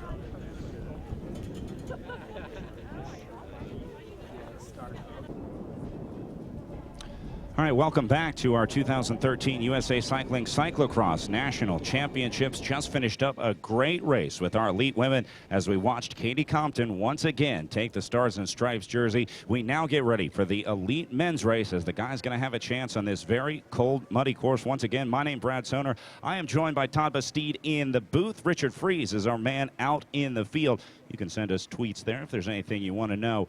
Great course here today, Todd. We're seeing it starting to get a little slicker, but the sun coming out, and actually we're starting to see some mud. That's absolutely the case, Brad Soner. We have seen the course be a storyline throughout the entirety of the 5 days of racing. Sun is out now. The dark is starting to absorb some of that warmth and soften up just a little bit. The power washers are going. That was very busy yesterday, a little less busy today, but we're starting to see some of that mud accumulate on the bikes. Yeah, just 17 degrees out there today. This webcast brought to you by Cat's Tongue Towels. Cat's Tongue is a towel. Everything else is just a wipe. United Healthcare, recognized leader in health and well-being industry, providing access to health benefits for all Americans. Das Auto, featuring Cars.com Best of 2012, the Passat VW Das Auto. All right, so look at some riders out there on the course. Our elite men with 113 riders on this starting list. They're going to be doing 60 minutes of racing, the same course that the elite women just finished up their race on. You saw the course tape blowing in the breeze there. It is 11 degrees wind chill here in Verona. The wind continuing to blow out of the north across our course. Of choice, one of the challenges for our riders here today. All right, let's take a look at our front row. Jeremy Powers, the defending national champion for the Rafa Focus Cyclo-cross team, getting the first starting position. Ryan Trebone, Tim Johnson. These guys are going to put on an incredible show. We then look down to the fourth rider. How about Jonathan Page? Spending a lot of time in Europe, coming back over here to race. Jamie Driscoll with a strong performance last weekend at New Year's Resolution. And the young rider Zach McDonald riding for Team Rafa Focus. Well, seventh rider here, unfortunately, a late scratch. Chris Jones will not take the start today for the Rafa Focus team after we understand a crash in the warm-ups. He has a little issue with, I believe, the hand, so he will not take the start today. That means Adam Craig moves up to the 7th spot, and Justin Lindeen really comes out on top as he moves up to the front row. Optum, powered by Kelly Benefit Strategy in the house. We already saw Jade Wilcoxon put together a good ride. The 10th slot, now the 9th slot, belongs to Jeremy Duran here today. So that rounds out your top 10 starters here, as that will be the order in the grid for those riders. Looking then down, the rider from right here in Wisconsin, Brian Motter, the hometown favorite here, lining up what will be 10th after that Chris Jones scratch. Straight in from his UHC camp down in Arizona, Danny Summerhill. Riding for Richard Sachs, Dan Timmerman following up. Tristan Schouten, Circuit Global Sports Management. Yeah, Schouten going to be running those Optum colors. He'll be flying the orange and black flag. Again, can't talk enough about that great program. Troy Wells lining up just behind him. Wells could have a good day today. We then look at another rider here, Mike Shear, going to be lining up 15th. Again, every rider here going to get bumped up one spot. The bearded wonder, Robert Marion, in the 16th spot. Christian Favada in 17. Jared Nieders in 18. And Mitchell Hoke in 19. That means we're going to see Nick Keogh sliding up into the 20th spot. Again, Chris Jones, a late-minute scratch. All right, so some bad luck for Jones during the warm-up there. We're sad that we will miss him today, but still going to be some great racing. This is the Cat's Tongue run-up once again that we are seeing. Big thanks to Cat's Tongue Towels. Well, Todd, a big year for American cyclocross as we get ready for the World Championships in Louisville later this month. Louisville 2013 has all your tickets and hotel information. Get those tickets now because the price will rise if you buy them on site. Don't get them at the gate. You can get them online right now. Louisville 2013. If you're joining us from home watching the live coverage, you can do it right now at the computer. Open up a new window and get yourself some tickets to the World Championships. Richard Freeze out in the field. Let's go out to Richard. Richard, it's starting to warm up out there just a little bit. Well, indeed it is, guys. And, you know, you can see the power washers work already trying to clean out the bikes that they warmed up on. But it is warm. There is a shimmer and a sheen. It is a glistening of mud and water on the top of what we call the permafrost of the tundra. And, boy, I got to tell you, right below this, it is slippery. Now, our concrete is pretty fast. But the big question today is tire pressure. These guys, I asked Katie Compton, winner of the women's race, I asked her mechanic what they were running. This is how cool it is. The guy said 20.8 PSI. That's how precise they are on their equipment. It seems very crazy out there, but these guys have it dialed in, and the tires are everything. We're going to see them on the course soon. But if you look at this rutted section, we've used this word, Brad, throughout the day. It's not racing so much as it is managing your bike on this race course. Yeah, today just a game of minimizing mistakes, as we saw in the elite women's race. You can see the preferred lines in this shot. Riders going in two separate lines there. The ruts off to the side not being used too much. Those ruts are left over from the racing held here all week. It was very, very muddy earlier on in the week as we had some rain coming down with warmer temperatures earlier in the week. That created the mud. Then that mud froze last night as the temperatures dipped very low, and we're just above 20 degrees right now. That's right. During a course exploration this morning, we saw one racing line throughout. Only occasionally would be two racing lines, both of those frozen solid wherever we found them. That has started to open up. The sun is beating down on our course. It's starting to open up. There's options. Well, great group of spectators out here watching the races. Sierra Nevada here with the beer tent open for business. A good vibe here in Wisconsin as America has some of the best cross fans around, and we can't wait to see everyone here at the Louisville 2013 World Championships as we get ready to showcase American cyclocross on the world stage. Cross becoming so popular here in the United States. A lot of great areas. The Midwest featured right now as the national championships about to take place right here in Verona. But we're looking forward to heading down to Louisville. Louisville 2013. The price will go up if you try and buy your tickets at the event. Why not check it out now? Louisville 2013, and you can get yourself all set to see the Worlds take place right here on our soil for the first time. All right, so we are just about 3 minutes away from the start of our elite men's race as we are on time for our 2:15 start. As there you see the riders on the starting grid right now, the media getting their final photos. Some riders trying to stay warm as you see them jumping up and down. It'll get plenty warm once they start rolling here. This sun is really warming these riders. And you want to talk about last-minute decisions. A lot of the mechanics sending wheel sets and even spare bikes to the start in the event that a rider makes a decision that he wants to go to a different pressure, a different tire at the start line. You'll see these mechanics running back through our venue here after the riders start roll away. Well, guys, I'm over here by the pits, and already they've got 6 power washers going constantly right now as everybody's trying to get the backup bikes. We're going to use the term A bike, B bike, C bike.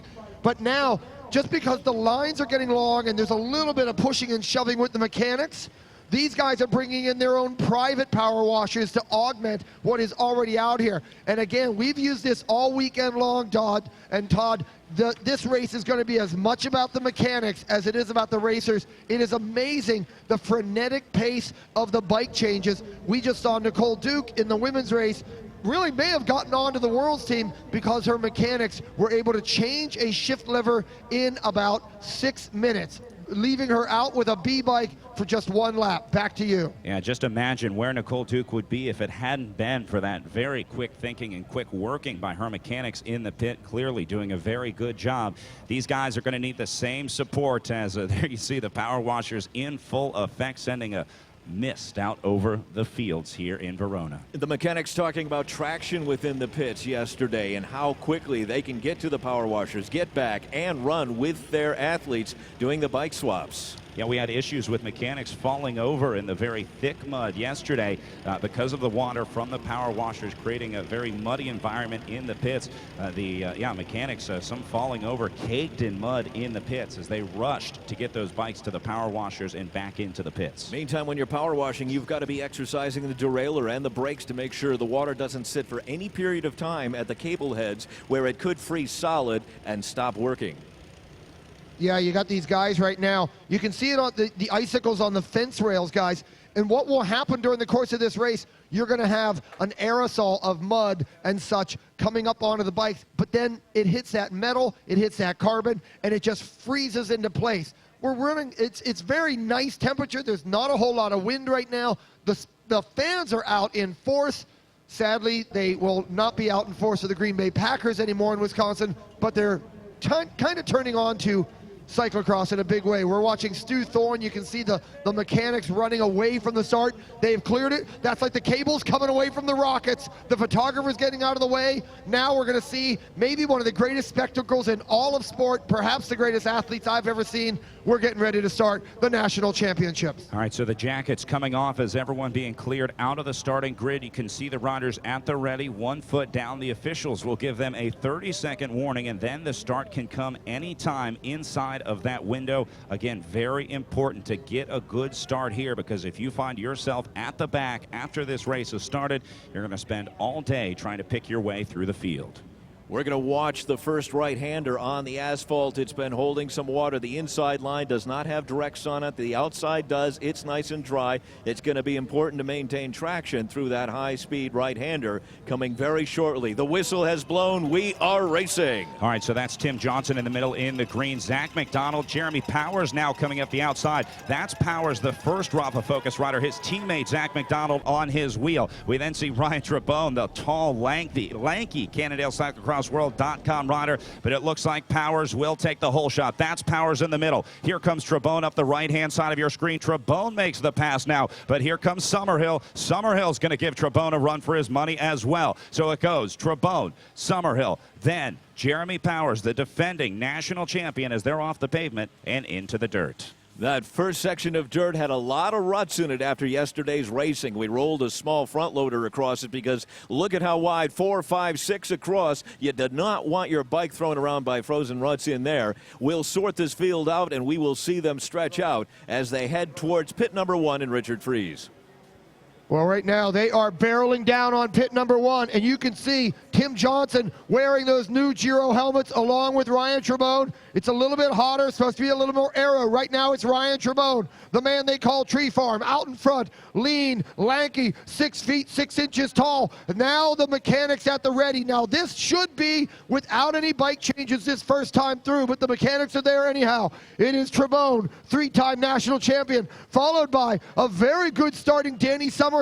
He's on the bubble to be on that Worlds team in blue. Then it's Zach McDonald, last year's under-23 champion, choosing to race with the elites. Then there's John Page. Very good start by Brady Capias, Jeremy Dern, Justin Lundeen, Dan Timmerman. It looks like Driscoll and Johnson far back. A good start by Powers, but he's back at about 11th. And then you can see a very good start by the Sheboygan, Wisconsin man, Tristan Scouten. Back to you. All right, so it sounds like some early favorites having trouble getting to the front, as it sounds like Tim Johnson having a little issue back there with Jamie Driscoll. Those are the two riders in green you see just at the bottom of your screen now. They'll be able to pick their way through. You know, the thing about Tim Johnson, such a pro. He's a veteran in the field here. He won't panic quite yet. He knows he has plenty of time to catch back up to that lead group, and I wouldn't doubt that we'll see him near the front eventually. Ryan Trebone's strategy coming into this event today, avoid the European travel and fatigue that it can introduce. He's been training by himself out in California. He's also lost a couple weeks to a stomach bug,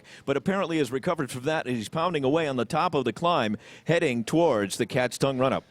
All right, let's go back and take a look at this start, as very important to get good position here. You see Powers down hammering there as he tries to get out in front. But watch Trebone come out the outside as Trebone moves up quite a bit, gained about 4 spots here on the start. You can see that tall rider in the green jersey on the outside there, passing these riders one by one. Trebone has gotten very punchy this season. He's been working on that, and he is looking very good. But how about Summerhill as well? What a great start for the young Danny Summerhill. Showing that he knows how to ride crits, tucked in behind Trebone and drafting until he takes him, heading onto the grass.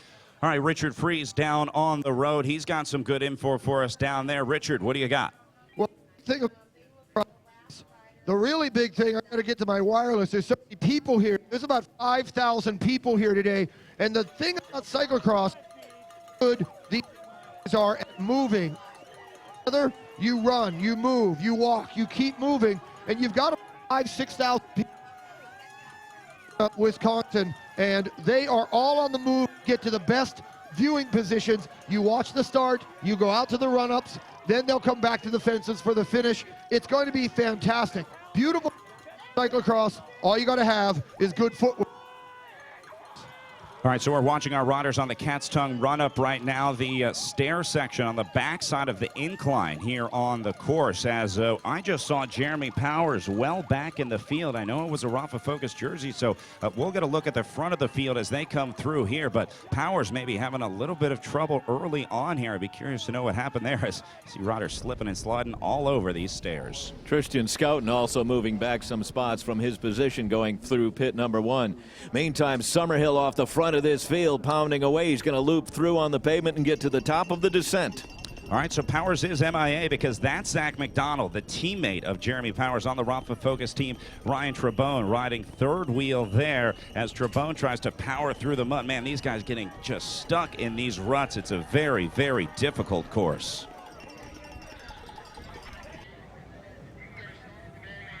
First time down the descent. This descent has been changing all day long, and as it warms up, line options are reduced, but nonetheless, these riders carrying a lot of speed. Summerhill has... Yeah, that's Zach McDonald with Summerhill. Zach McDonald, exactly right next to him as they're coming down to the bottom, getting ready to cross the barriers and head towards pit number 2. All right, so we are confirming that Jeremy Powers not at the front of this bike race right now. The defending champion having some sort of trouble early on in the race. We have our best man, Richard Freeze, on it. He'll bring us that info as soon as it becomes available as we try to find out what has happened to the man who I think for a lot of people was the clear-cut favorite heading into today's race. Well, right now they are coming into pits number 2. Zach McDonald pits. This puts Summerhill into the lead. There's a thrown bike by McDonald. Then it's Trebone. Then it's Page. A slip by McDonald. Then a great start by Justin Lindeen, the man known as the Honey Badger. Further back is Driscoll. Then you're going to see Johnson. And here is Powers now. Powers coming into the roundabout. Meanwhile, at the head of affairs, Powers is back in about 15th place and struggling. Back to you guys. All right, so that's Jonathan Page. You see tacked on to the back of Ryan Trebone. Page, another good shot at our World Championships in Louisville. He'll certainly be one to watch. But Danny Summerhill having a great ride here. You know, Summerhill has been on such good form all season, but has just been plagued by bad luck, crashes and mechanicals, taking him out of races. But we've seen him at the front of a lot of these cross races all season long. Danny Summerhill is hungry, and he's certainly looking for that World's team selection. Summerhill grew up riding dirt bikes in his backyard. He says he learned handling through that. Two-time U23 national champion. He knows how to ride. Richard Freeze, what's cooking? Well, we're just having crashes galore out here right now. It's really stupendous what's going on. There's a lot of trouble in the pits. One thing to report is Adam Craig is way back. I mean like 30th place maybe. He's that far back, and he was one of those bubble guys that we talked about. Again, bad start for Jeremy Powers, bad start for Adam Craig. But right now, the Rocky Balboa of this bike race is Justin Lindeen, who is up with those leaders. He's a man that you did not expect to see up there. We'll see how long he lasts. Back to you. All right, so this is the front of your bike race right now as it goes Summerhill, Trebone, then Jonathan Page just behind him. Zach McDonald, the rider in the dark jersey there just at the center of the picture. And then it's going to be Justin Lindeen in the red and white jersey just behind. Yeah, Lindeen certainly the breakout rider in this group. Trebone is riding a very smart race. Trebone could overtake Danny Summerhill in any number of sections on this course, but he's waiting. He's biding his time until just the right moment as we're seeing more riders coming forward. There's Jamie Driscoll, who has now worked his way up. And again, we're talking about the strength in numbers. If CannondaleCyclocrossWorld.com is able to get another rider up there, that is if Driscoll can go up and join his teammate Trebone, that could be very dangerous for these other riders. But there you go, Jonathan Page moving up one more spot. So it now goes Summerhill, then Page, then Trebone, Zach McDonald behind them. The 2013 USAC Cyclocross National Championships being brought to you by United Healthcare, enhanced access to health benefits for all Americans. Sierra Nevada Brewing Company, Post Grape Nuts Fit, and VW Das Auto. Well, this is just before the riders come back onto the pavement, as right now they're in the woods on the far side of the course. They'll loop back around. This is the selection. These are the riders who are still in contention for the race win today, for the podium. I'm going to say that if you're not in this group, you're going to have a very hard time finding a top 5 finish today. Well, guys, look at this. All 3 Cannondale Cyclocross World guys are going to be there. Trebone is there. You'll see Driscoll dangling. And then right there coming into the back door is Tim Johnson. Wow. That's a great start for Cannondale Cyclocross World. All right, so Johnson has tacked on to the back of that group. This is huge for what we're calling gangrene, as these guys have just been dominating this season. Summerhill still at the front, but now Page starting to come around. Jonathan Page going to lead the way onto the dirt now. Boy, they better watch out for these CannondaleCyclocrossWorld.com riders. Summerhill showing that he knows how to ride a crit, coming all towards the finish line on the asphalt. He flicked the elbow trying to get somebody to pull through. Well, guys, I got to tell you, I'm looking at Jonathan Page as having a redemptive ride this year. These are very good conditions for a man that is accustomed to racing in Belgium, where he spends most of his time and most of his year. He is well regarded in European ranks, and this is very much a European-style race course, perhaps a little more frozen than what you're used to when you're in Belgium. But Jonathan Page is going to shine in these conditions. He's sitting second wheel. The problem, Brad Soner, is that Cannondale Cyclocross World has got a lot of bullets. And look at that, Summerhill will need to pit. Summerhill's going to need to pit. Yeah. He's raising his hand. Summerhill's losing contact. This is going to be a pivotal pit. I'll give you the call as soon as I see what's going on. Back to you, Brad Soder. We'll check out what's wrong with Danny Summerhill's bike. Also, some sort of issue for Summerhill as more bad luck finds its way to the United Healthcare rider. The riders will be doing 7 laps total, so the leaders saw 6 laps to go as they came through. 6 to go for our riders. Trebone says he prefers mud over a frozen course. He's got a little bit of both, but predominantly a frozen course here in Verona.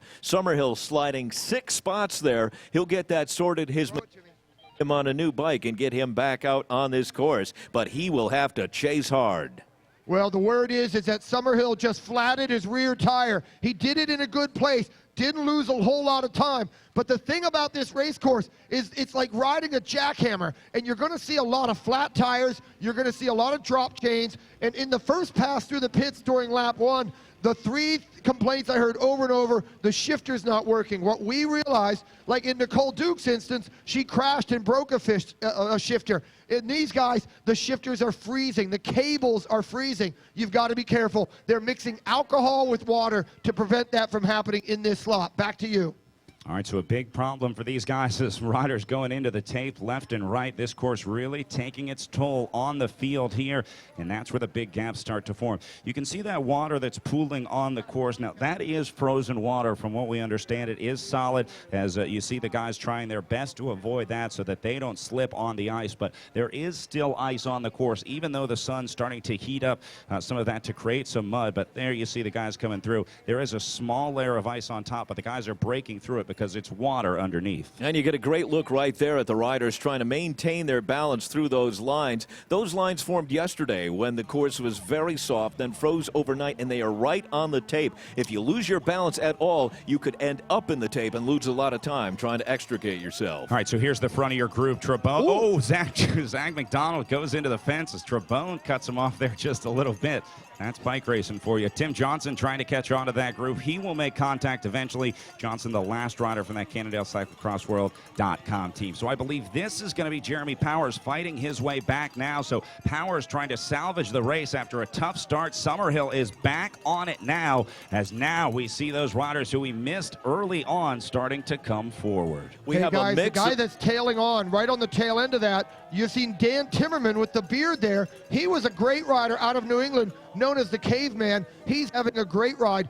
The other guy is Jeremy Duran, sort of one of those guys just trying to break through, and another New Englander on the tail end is Anthony Clark, having a good ride. I refer to him as the Keith Moon of cyclocross. Back at the head of state, though, Powers is closing, but then it seems to be just evading him, and now it is Trebone at the front. Back to you. All right, so Powers is going to slowly work his way through this group as he tries to once again regain contact. It's Jonathan Page at the front right now, slipping and sliding around as there you see Tim Johnson has made contact. So that is the selection. This is your lead group. These are the contenders for your national championship. There's a mix of course tape and hard metal fencing around this 2-mile course here in Verona, and riders are sometimes riding right on the edge and getting caught up when that metal fencing doesn't give the way the plastic stakes and wooden stakes used for the course tape do. All right, so here's a good shot of the gap back to Jeremy Powers. That was the rider that you saw just off to the right-hand side of your screen, out of view now. So that's Johnson at the back in the green. Powers probably about 10 seconds down on that group. This is still doable for Jeremy Powers. Don't count him out quite yet. Here they come into the pits, guys. Here's the word. They're replacing cables on Zach McDonald's bikes. They're freezing in place. They're undoing cables, then putting them back in. Now Page, he sort of made a little attack to give him room in the pits. This is a tactical pit. He's now attacking out of it. Page coming out first. Solid start for him. Signed a new sponsor this week. Now comes Zach McDonald. They just put a cable in McDonald's bike. And then it's going to be Driscoll and Trebone. And how about Lindeen? Lindeen, lucky number 9. Then you've got the Red Bull, Cannondale cyclocross rider Johnson. And now, way back is Powers, and he's struggling. He's wrestling with the bike. Back to you on the main stage. All right, so Justin Lindeen with a good ride there. Zach McDonald, a standout young rider. Now, Zach chose not to race the U23 men's race earlier this week because you can only race one. You cannot race the U23 and the elite race. McDonald choosing to focus on the elites. You can see that one paying off for McDonald today. Not the case last year, but a new UCI rule. How important are the pits? Trebone sliding back 4 slots on that exchange and back in the chase. Well, these guys flying, as you can see those speeds as the riders winding around Badger Prairie Park here in Verona, Wisconsin. Some of that snow still out in the field, but for the most part, the snow has now come off of the course. It's mostly dirt now for these guys, although still some frozen sections there as the sun not quite hitting all the parts of this course. Cat's tongue towels. Anything else? It's Just a Wipe, sponsoring our run-up here in Verona. Holiday Inn, a series sponsor for the USAC Cyclo-cross National Championships. Book early and save 20%. And Gatorade G-Series, 01 Prime, 02 Perform, 03 Recovery. Gatorade. Look at Jonathan Page right now, putting on a clinic here as the man who spends most of his time racing in Europe, shocking this American field here. We knew he was strong, but he put in that little dig in the pits and opened up a pretty good gap there, as now these riders trying to chase, starting to panic just a little bit. That is not a rider you want to let escape. You don't let a guy like Jonathan Page go up the road. Jonathan Page recently perfecting his bunny hop technique. That will not help him here, as the only barriers on this course, a set of them, are on an uphill grade after a sharp right hand at the bottom of our first descent. All right, so Zach McDonald now taking over on the front of this chase, as we'll keep an eye on Jeremy Powers. Again, Powers trying to catch back onto this group after some trouble at the start. He was about 10 seconds down at last check. Now, the rider's going to be coming through the line here in just a bit as they're winding their way out on the far side of the course. This will be Jonathan Page, our race leader, as he makes his way off of the dirt and onto the pavement. If you want to point to 3 riders going to Louisville, that would, of course, be Powers, Johnson, and Page. The discretionary spots wide open, and any good result here today is definitely going to help your chances to punch your ticket to Louisville. So a lot of motivated riders behind this lead who's already got his trip planned. All right, so there's Jonathan Page out of the saddle, pushing hard as Zach McDonald now tries to catch on to that one. This is going to be Jamie Driscoll, the rider just behind McDonald. Then we see Ryan Trebone coming up, and I believe that will be Justin Lindeen just behind Trebone. Yes, that's Lindeen wearing number 9. So the rider seeing 5 laps to go here, just under 17.5 minutes of racing underway so far as the riders come through the finish line. Trebone trying to clean off his cleat, having an issue. Also, we've got Driscoll trying to clean off his cleat as well. Well, guys, I'm over here, and you're talking about the cleats, and in the pits, they're spraying their cleats with like cooking oil or WD-40. They're just covering them in oils right now. They are spraying down every moving part they can before they wash them and then after they wash them. So you can see how important that plays if you can't get in and out of those cleats. Meanwhile, Jonathan Page seeming to be just a perfect specimen for racing in these conditions. He knows how to race in this, grew up in New England racing in a lot of cold weather and slop, and now you can see that battle for second. Now McDonald, such a great bike handler, started out as a down handler. Really is how he made his mark, was with his bike handling skills, but I gotta tell you, his power is amazing. The rider that you're looking at is Justin Lindeen. He is having the ride of his career right now if he can make it stick. Back to you guys. Yeah, Lindeen's certainly going to open a lot of eyes here. He's been consistent on the cyclocross circuit all year long, but has never had the real national solid result at a national championships. This could be the year that changes for Justin Lindeen out of New England. Course continuing to warm up here. Going to get a little slicker as more mud develops on the top of the course. Of course, the permafrost underneath will maintain as we're looking at about 20 degrees right now with a wind chill of 11 as that wind continues to blow out of the north. You can see the course tape wiggling in the breeze. Well, guys, I'm watching Jeremy Powers go through the pit. He is pitting again. Johnson pitted, Driscoll pitted, but you look at through what's going on here. Powers, I got to tell you, I talked to him last week. He came out of Europe, and he admitted, he said, I'm cracked. I'm kind of cracked. And so he's really sort of in a rebuilding phase. I think he's got to retarget towards Louisville. He just does not look to be the dominant rider he was last year. However, Brad, so you look at all the laps left in this race, I have a sense that this was just the opening artillery. We haven't really gotten down to the infantry and the hand-to-hand combat, and that's going to start in the next lap or two. Yeah, it's really going to start to get aggressive here as we wind down this race. We're taking a look at the pits right now. Very busy here as riders taking a pit to just about every lap. We're seeing riders going in. You can see the mud on that bike hanging up in front of the power washers there. The mechanics will rush to get that bike back once again as you see the mechanics running left and right, chaotic in the pits today. But we saw how it affected Zach McDonald. Cables, if you get moisture in those cable heads, that could affect the derailleur, the brakes, and everything else. So they're trying to keep the derailleur moving, the brakes moving while they're washing and after to make sure it does not freeze solid.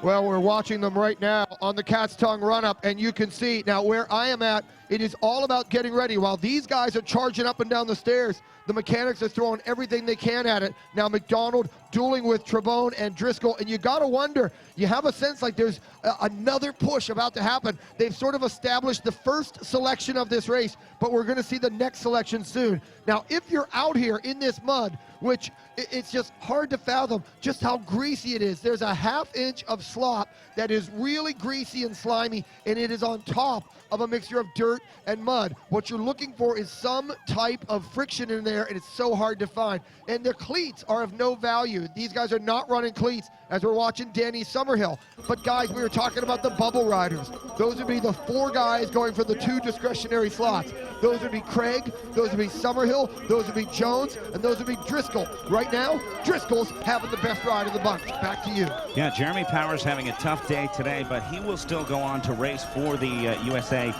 national team at the World Championships. He is an automatic selection already, or an automatic nomination. They do still have to vote to make it official, but I don't think anyone's going to question that Jeremy Powers makes that team. Yeah, it was Danny Summerhill who really wanted to be part of that discretionary selection process. 2-time U23 national champion, scored a second at Worlds. Very proud of that, and was hoping that a good result here today would kind of tip the scale his way for heading to Louisville 2013. These guys fighting it out to head there. You can make your plans now, Louisville2013.com. Tickets will be more expensive if you buy them at the event. Why not go online right now? Get yourself all set up. Get your trip planned. Join us for World Cyclo-cross Championships in Louisville. Well, this is the ride that Jonathan Page wanted to have. He comes through. He pitted last time, does not take a bike. The bike's still staying pretty clean. Jonathan Page, this is the way he wanted to ride this national championships. Remember, it was 02, 03, 04. He seemed dominant, as if nobody could beat him. But then he has not been able to win the nationals since. It has been something that has eluded him. It's something that has always came into it, either illness or injury. But this year, he's coming into it, and he's got the conditions he wants. Meanwhile, Zach McDonald, solid in second. Further back, it's Driscoll. And I got to tell you, Justin Lindeen is staying with Ryan Trebone. Justin Lindeen is having a ride of his career coming out of the pits. Further back from Jonathan Page, but still where he could be to win this thing.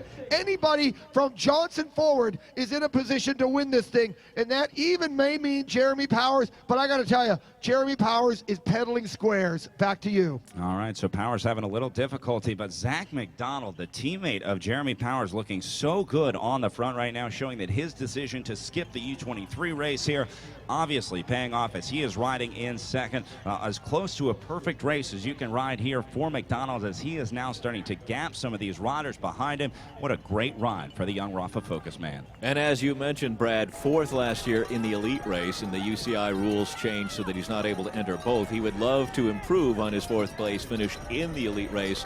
Your 2012 U23 winner, Mr. Zach McDonald. All right, so this is one of the sections on the course where we're seeing some of that mud that's being picked up by the riders. This is why they need the pits. You can see a little bit of an inside line carved there. That's what Page is taking right now, and that's going to be very important for the riders in the pits. Let's go out to Richard Freeze in the pits right now. As Richard, we're seeing that mud on our screen, and we're seeing it on the bikes as the riders come into the pits as well. Well, what's hard to see if you're at home watching the webcast is just how brutal this is. I've said this makes Paris-Roubaix look like a bike path. It is like riding a jackhammer. And I've just learned from Danny Summerhill, who just came by screaming at his team, his back wheel has been coming out of the bike. So you've got to bolt everything down that much tighter. You're breaking stems. You're seeing things that are coming off, riders throwing off eyewear. Stuff is coming off. Stuff is rattling loose. Anything that is not bolted down is coming loose out there. Back to you. Yeah, earlier we saw riders with loose handlebars in some of our earlier races during the day. The frozen ruts just shaking it right out of these bikes and riders, so very difficult conditions today. It does continue to heat up, but still very cold here in Verona. It's either good or it's bad for Danny Summerhill. Good result results, and his luck is not going his way. The mechanics check everything. The skewer's got to be tight on that back wheel. Apparently it's bouncing around because, as Richard Fries has said, it's like riding a jackhammer out there. All right, so here are the riders coming back onto the pavement. Sorry, Richard, we are picking up Jonathan Page on the pavement right now as Page riding his way. This is Zach McDonald, though, the nearest chaser for Page, and McDonald absolutely has Jonathan Page in his sights. He can do this. Zach McDonald can win the national championships this year. It would be a huge, huge ride for that young man. There you go. Look at that little mud on the pedals as Jonathan Page tries to shake that out. They're seeing 4 laps to go here, and Zach McDonald is going to catch Page. I think McDonald is going to do it. This is huge. Look at the chunk of mud that's sitting there in your shot right now, the bottom of the shot on the webcast. Big chunk of mud coming off that bike. There are 3 sections of asphalt on our 2-mile course here in Verona, and the athletes using that to get as much mud off their cleats and bikes as possible while they're trying to pick up speed, recover, perhaps chase down the rider in front of them. All right, so there's Justin Lindeen rolling through now as Lindeen having a great ride for the rider wearing number 9 out of New England. Lindeen with no one ahead of him, so right now he's got to worry about what's behind him as we look back to Page out on course. There's Zach McDonald. This is a great duel unfolding right now. Zach McDonald switching lines there. 2 lines carved last night, becoming a little softer, a little bit more open, a few more options. Zach McDonald wrestling with his machine, going to take a right turn and head toward pit number 1, and Richard Fries.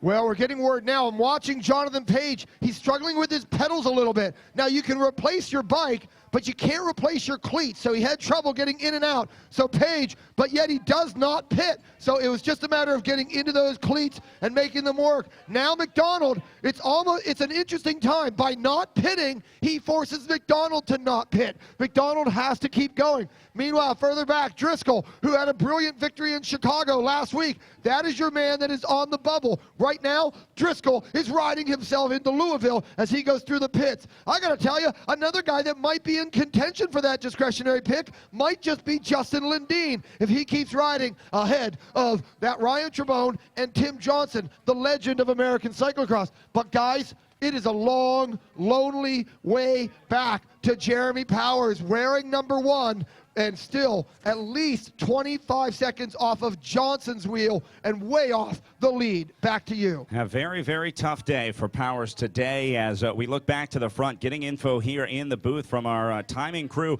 as Zach McDonald is turning laps faster than Jonathan Page, and you can see that as he's making up the ground. But it's not just that he did it on this lap, but he's been consistently doing that since they started here. So Zach McDonald coming on strong. Watch out for the young rider. An interesting situation with the veteran and sort of the newcomer trying to chase down the veteran Jonathan Page. The bike ridden by now 9-time national champion Katie Compton from Trek. Trek Bikes, a local company here near Madison. The 2013 Cross Rip and the entire Cross Bike line available at your local Trek dealer. Our thanks to Cyclops providing our warm-up tent here at the event and the warm-up in your garage. And for Planet Bike, a local Madison company, Planet Bike creating innovative products that make it easier and safer for people to ride bikes. Well, guys, I'm over here. You saw the power washers a second ago going. This mist is casting all over the place. But what is also taking place, and you guys both know that, you've announced a lot of cross, you've been around a lot. We're getting later in the day. Notice the shadows are getting a little bit longer. Where you have shade, you're going to have ice. So the course is starting to change a little bit. The temperature out here is starting to drop a little bit. We're going to see our leaders coming through the pit shortly. Zach McDonald is gaining on Jonathan Page. The big question, though, is in this next lap or two, one of those Cannondale Cyclocross World guys, they've got to step on it a little bit. You can see Trebone struggling after that brilliant start. But again, Lindeen will not die. Justin Lindeen, the Honey Badger, riding for Redline, who was brilliant last year winning the Shimano Series in New England. That vaulted him onto that front row. Now we can see Lindeen proving that that was not a fluke, that he deserved to be there. Back to you. Well, that's Tim Johnson on the back there in the Red Bull helmet for the Cannondale CyclocrossWorld.com team. We now go back to the front of the race as this is Jonathan Page. That was the section, of course, that gave the women a lot of trouble there. But you see Page just powering through 1 foot down. It's a small bobble, but he does that to save from a bigger bobble. You're carrying some speed. You've got asphalt. That makes it easier to get up to speed. But then you got to take a right-hander. You're off camber, and that area was a very soft patch of mud yesterday. And so there's a couple ruts carved in there. If you're out of balance when you hit one of those ruts, it could be an issue. Jamie Driscoll with a very nice line through there and heading towards the top of our descent. First half of the lap here with a big descent off the top of the hill, then down through the barricades and up for a second ascent down towards the library. All right, so this is a good shot to see some of the gaps that are forming in this group. You can see the two Cannondale Cyclo-cross riders there in the green as they try and close down these gaps. One rider with a mechanical issue there. You know, one thing in cyclocross, you cannot go backwards on the course. You cannot cut the course. So if you have a mechanical issue that makes the bike unrideable, you have to carry the bike all the way on the course to the pit until you reach the next pit. So that could be up to a half a lap if you have that problem just after you've exited the pit. Zach McDonald through the pits to you, Richard Freeze. Sorry about that. Page pitting and going out, but McDonald also pits, so they are locked in step. McDonald pits, comes out with a new bike. When Page pits, McDonald pits. So you're seeing McDonald slowly bringing him back. Now the green flag goes to the back of Jamie Driscoll, who's coming out of the pit area right now. It remains Page up in the front. Now the key to this whole thing, guys, is when you dismount, this ground is so hard. You need to be very careful that you place the bike, don't drop the bike. But how about this? Justin Lindeen moving into fourth place. Fourth place for Justin Lindeen on that red line. You've got a good shot of Zach McDonald bringing it all back together. I would not be surprised if this race comes back together. Everybody's starting to get this rhythm. We described this in the last race and all during the morning. You get a rhythm in the second half on this course. Back to you. Yeah, the gaps are getting smaller. That was Jamie Driscoll that we just saw. You can see it here as that's Jonathan Page on the left-hand side of your screen. Zach McDonald, the chaser, in the middle of the shot right now as they wind their way through Badger Prairie Park here. They've got to shut this one down soon, though. If McDonald is going to catch Page, he's got to do it in the next lap or two, because Page is a very strong finisher and he's going to continue to just hammer away on the front as Page just sticking it to these riders today. Once again creating new lines on this second ascent on the course. Lines frozen in last night. Those are going away as the sun continues to beat down on this course. But as mentioned, it's starting to get low on the horizon. Temperature starting to back down and the course starting to firm up once again.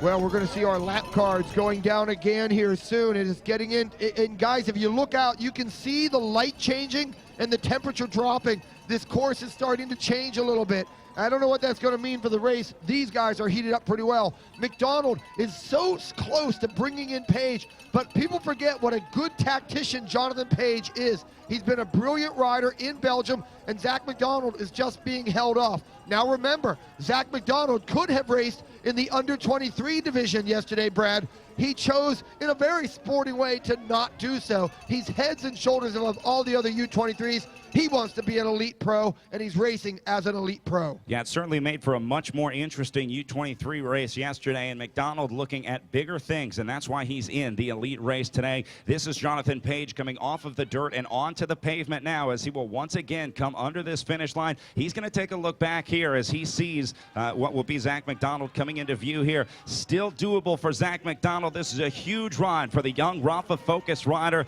Man, with the absence of Jeremy Power, Zach McDonald really steps up here. Power still somewhere in this field, but obviously nowhere near the front. Your 2012 U23 winner streaming towards our finish line. Jonathan Page rolling across the line. Zach McDonald trying to close up that gap. Looks like just 11 seconds separating them. Wow, so 3 laps to go here. 11 seconds is all McDonald has to bring back, and he will be in contact with Page. This is absolutely doable. We then look back to Jamie Driscoll, the Cannondale Cyclocrossworld.com rider, who has been riding a solid race here as he has separated himself. As we look back behind Driscoll, no one in sight here as the clock continues to tick. So 1, 2, and 3 way up course now. 3 laps to go as Page rounds the soccer field. Going to come back towards pit number 1. These guys are the heroes. Your mechanics today doing incredible things. We had an entire derailleur, a shifter rather, changed in 6 minutes.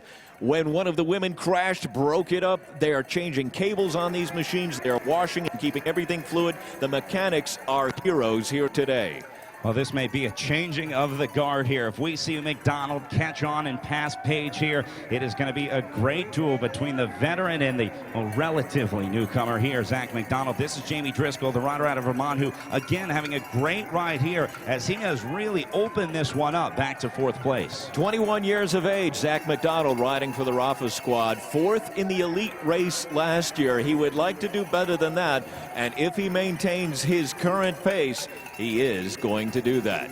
Well, I'm sitting here right now. I'm right next to Slade Olson of Rafa, who is cheering on Zach McDonald. McDonald seems to close it. He gets it down to about 6, 7, 8 seconds. Then it yawns back open. Page seems to be a little bit more powerful on the climbs, and McDonald a little bit better in the prowess sections. But boy, this kid is something. And what is interesting is the story of Jonathan Page. Let's face it, in his mid-30s, the twilight of his career perhaps, and then McDonald coming in as well. Also, now that the race has settled down, we've got these power washers going so far. Some of what you're seeing right now is steam. Some of it was and Driscoll about 30 seconds back from there. And now 4th place is Trebone, and we go to the Cat's Tongue stairs. Back to you.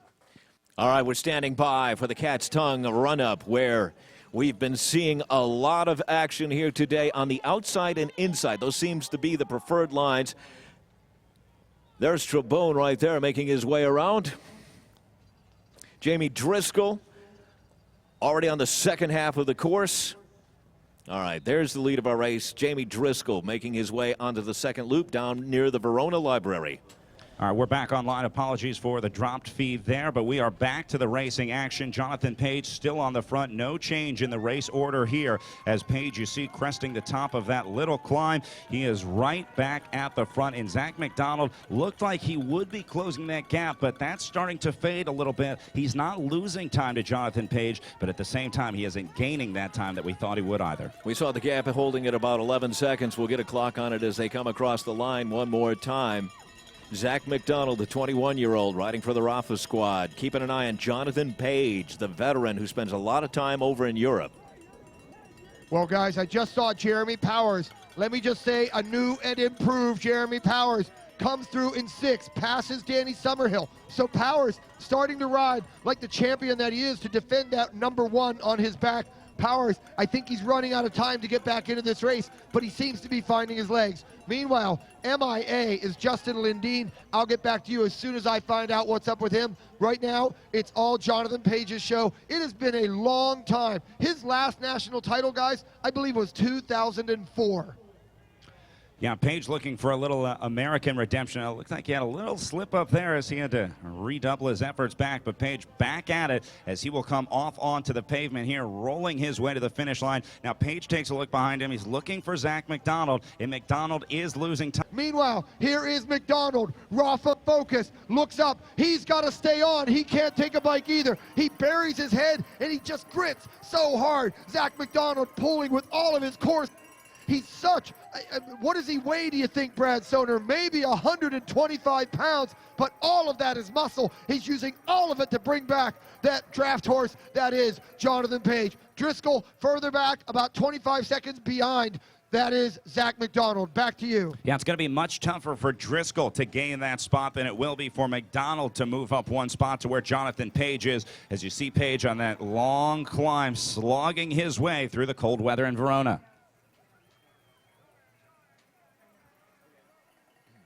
Well, I got to tell you, I'm down in the pits, guys, and it looks like a United Nations refugee camp of broken bike parts, and it is a smell of diesel and alcohol and petroleum. It is incredible. These mechanics, their heart rates are at about 140 beats per minute. They run from power washer back to their station. It is just impressive what they are doing. It is just an impressive show what these mechanics and the conditions in which they are working today. Everything's turning to ice. Back to you. The 80% rule in effect. Those at the back of the pack have to maintain a pace within 80% of the rider's pace at the front of the race. And so we're seeing some riders heading towards the pit now. The activity is going to be just the same, even though the number of riders out on the course is reduced, because the guys at the front are going to be dialing in their selections with each lap, trying to maximize their final laps here in Verona. So this is the cat's tongue run-up that we've been talking about all day. Little bobble there for Page as he catches his front wheel on the fence. He's got time to burn here, though, with a nice gap that he's got over Zach McDonald. But McDonald coming on strong as he approaches the cat's tongue run-up. He'll go much smoother than Page there. You see a lot of riders catching their front wheel on that piece of fence just at the bottom of the cat's tongue run-up where it kicks out just a little bit. They're going to have to be careful to make sure that they avoid that. How fast are these guys going? Justin Lindeen just now crossing the line, going to loop the soccer field and head towards pit 1, while our leaders are already up the cat's tongue run-up. Jamie Driscoll once again on your screen as he goes up the cat's tongue run-up. Driscoll riding a solid ride. Not a whole lot of mistakes for Jamie Driscoll. He's sitting right where he's been for most of the day and actually opening up time over 4th place as we'll see those riders coming up the cat's tongue run-up in just a bit. But back to Jonathan Page, the man dominating this race right now as he is riding away, and Page more and more looking unbeatable here in Verona. 2013 Cyclo-cross Nationals, a testing bed, if you will, for disc brakes. Driscoll running the disc brakes. A lot of people checking out disc brakes for the first time. When they got wet on Friday, some issues kind of surfaced, and we're going to be interested to see what the reports are after the competition is all over as to whether or not disc brakes are the way to go. Well, you're making a very good point, and I will say that in a muddy, glommy type of peanut butter that they raced in yesterday, the disc brakes were a disadvantage. They were just filling up. But in today's race, they seem to be just working fine. All the favorite guys are using them. Some of the guys still on the cantilevers, but it is interesting that you pointed that out, that the disc brakes have really, I think they're here to stay in cyclocross, but you get into some January mud, and they can be problematic. And you saw a lot of guys to the traditional cantilevers. One traditionalist is Jonathan Page. Watching him go into the pits. Here is Page. He's on those cantilever brakes. Page swapping out bikes again. This is going to be important. We count. Remember, it was 7 seconds. Now we're looking at, he seems to open it up. And right here he comes out of the pits. Now McDonald does not pit, so McDonald will get a few seconds. This might just come back together. McDonald is surging. McDonald is getting huge support from the crowd. Zach McDonald, the future, chasing down Jonathan Page, may be the past, but right now, Jonathan Page is the present of American cyclocross. Back to you.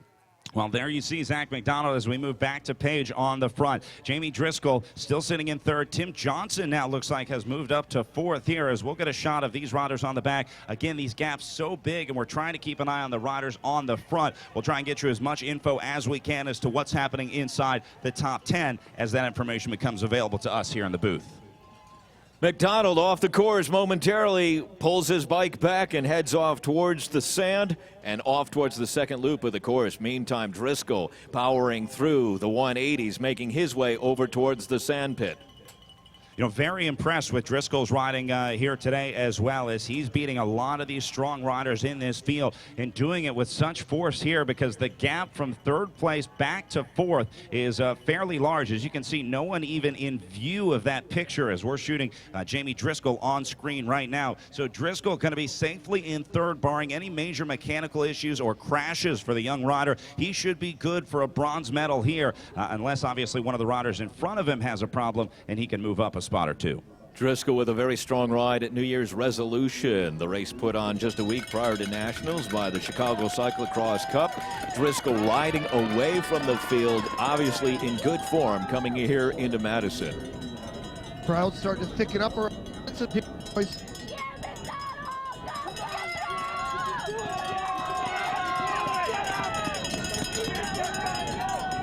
While Richard reestablishes contact with the mothership and gets himself some batteries, we're going to tell you that the 2013 USAC Cyclo-cross National Championship is being brought to you by VW, by Post Grape Nuts Fit, and by Sierra Nevada Brewing.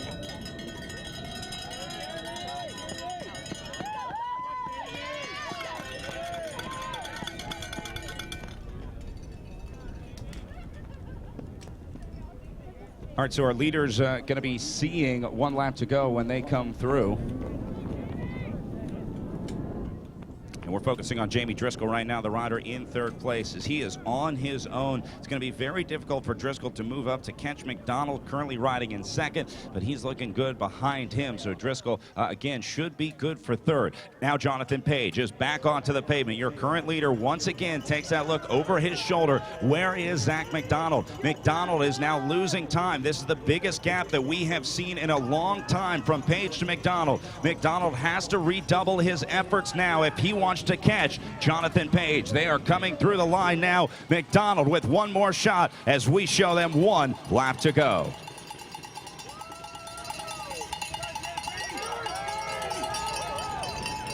And now comes McDonald. 13 seconds the gap now. Zach McDonald up to Jonathan Page at 13 seconds across the line. They get the bell for one lap to go.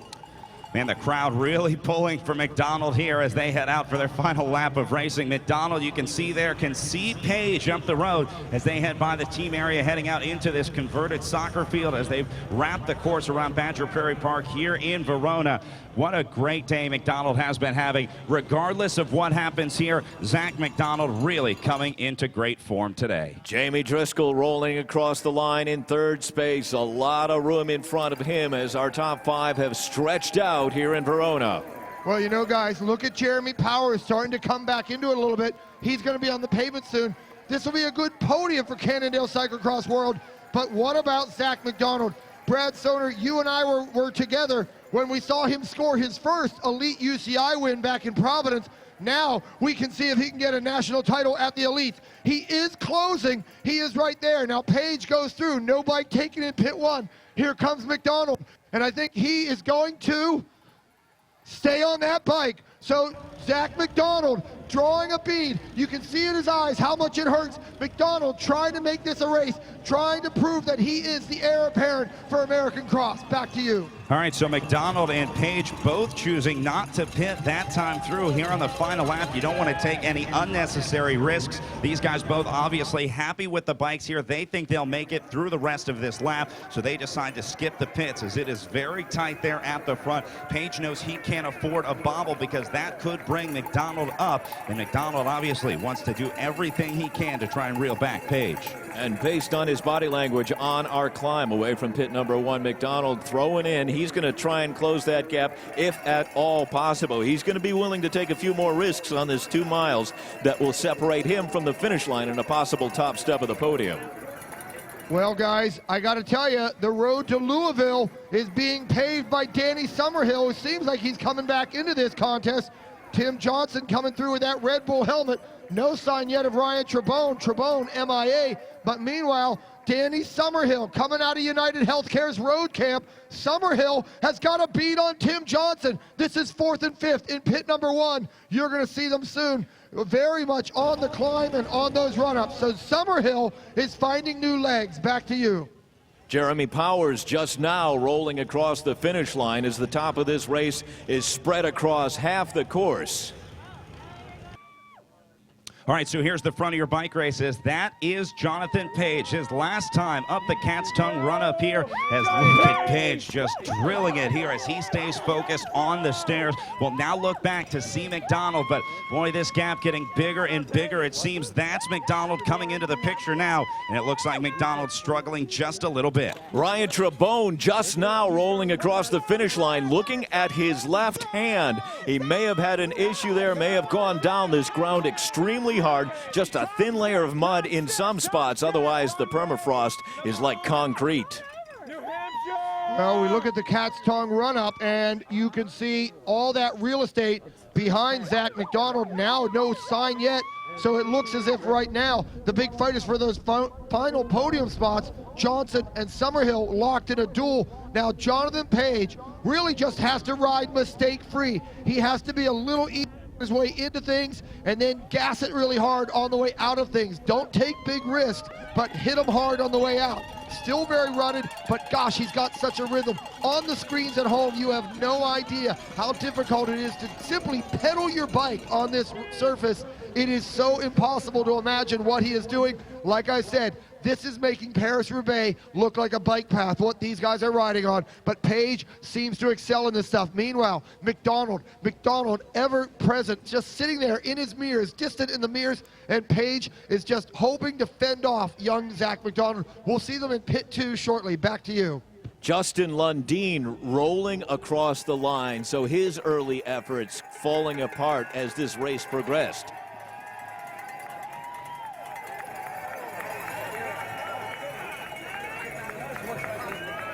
Justin Lundeen in 11th place there, just getting confirmation. Barry Wicks riding in 12th, just behind Lundeen. So a lot of folks asking what has happened to Justin Lundeen. He is currently riding in 11th. Dan Timmerman, I believe, just now coming in behind, as that will be 12th, and then Brian Motter just behind him.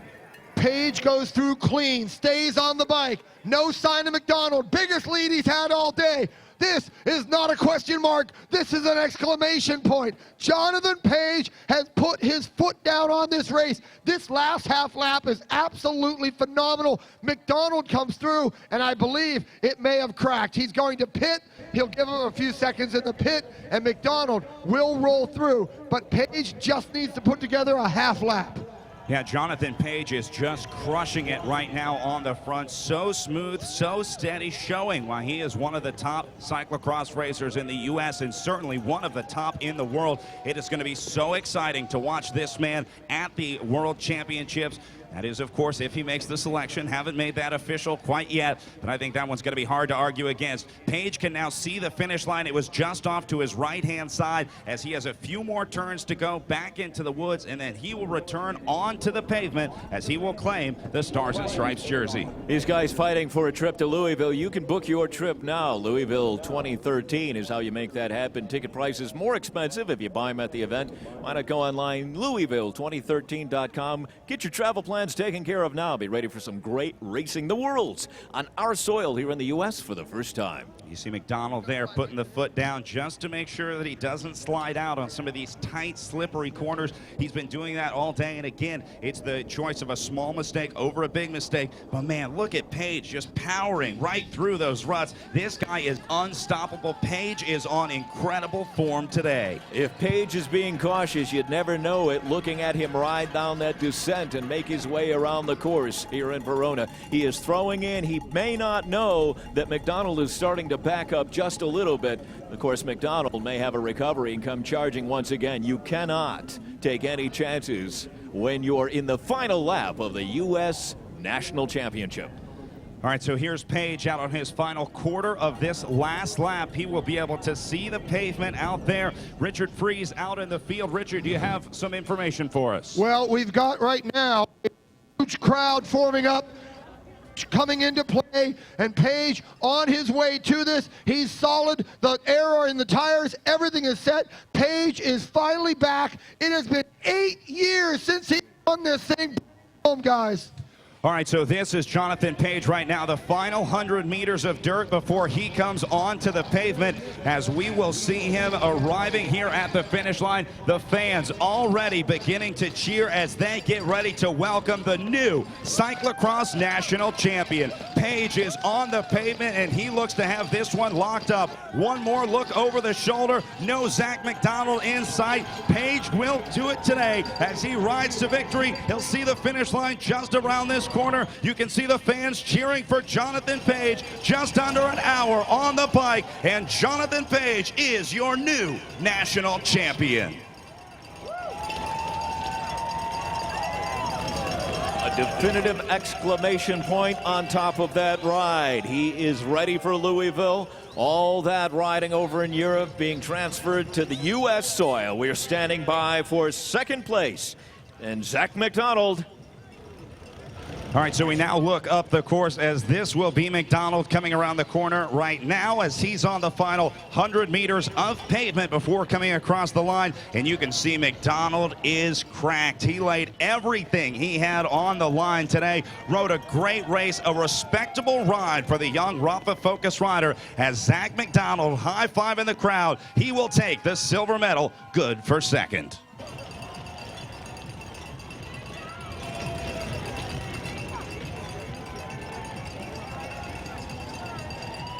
Well, just behind McDonald, Jamie Driscoll officially crosses the line in third as he had that one nice and locked up.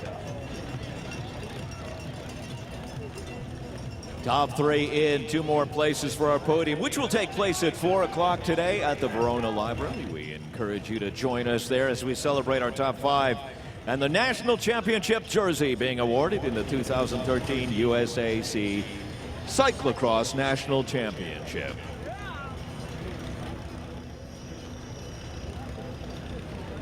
Our series being brought to you by Gatorade, Holiday Inn, Sierra Nevada Brewing, United Healthcare, Post Grape Nuts Fit, and VW Das Auto. All right, so there's Summerhill crossing the line now as Summerhill finishes a great ride. Huge recovery for Danny Summerhill after dropping back on the first lap and clawing his way back to the 4th spot.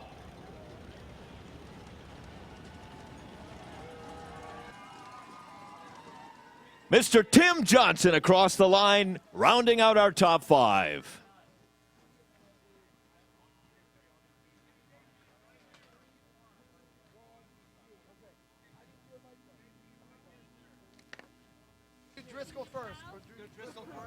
Well, right now, bringing in Jay Driscoll is going to come over here because I got to tell you, this is really a statement day for the younger riders.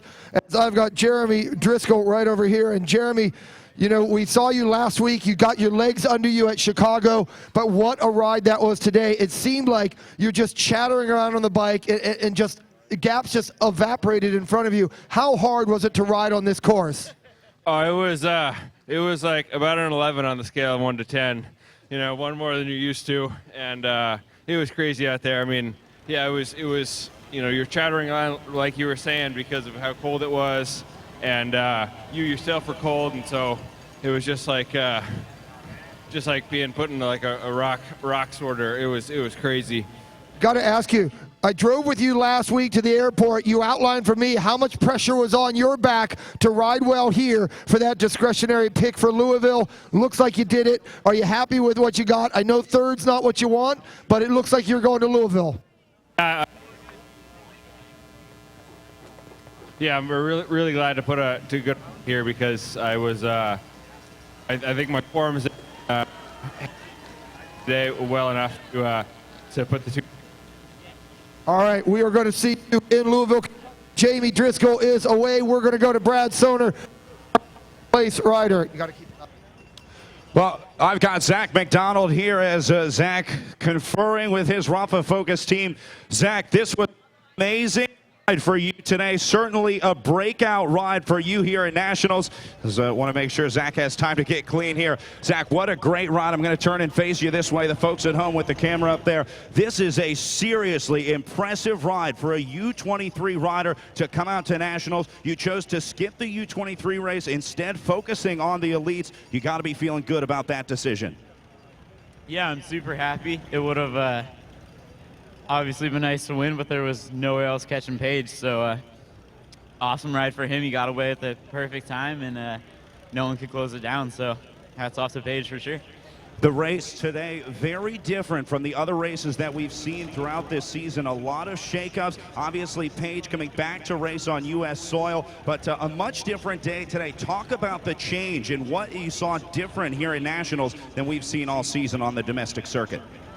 Just the course was a little different just since it was so frozen, but other than that, it wasn't too different than a muddy race where you just kind of got to get out and ride your own race and just try not to make mistakes. And I had a super clean race, couple mistakes, but nothing that would have prevented me from getting back to Page. He was stronger today, and there was nothing anyone was going to do to stop him.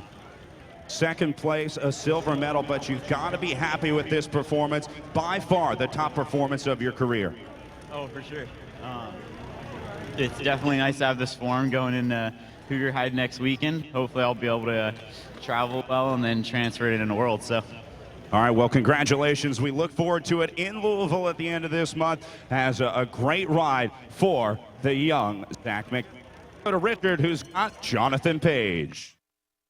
Well, I'm going to bring over right here.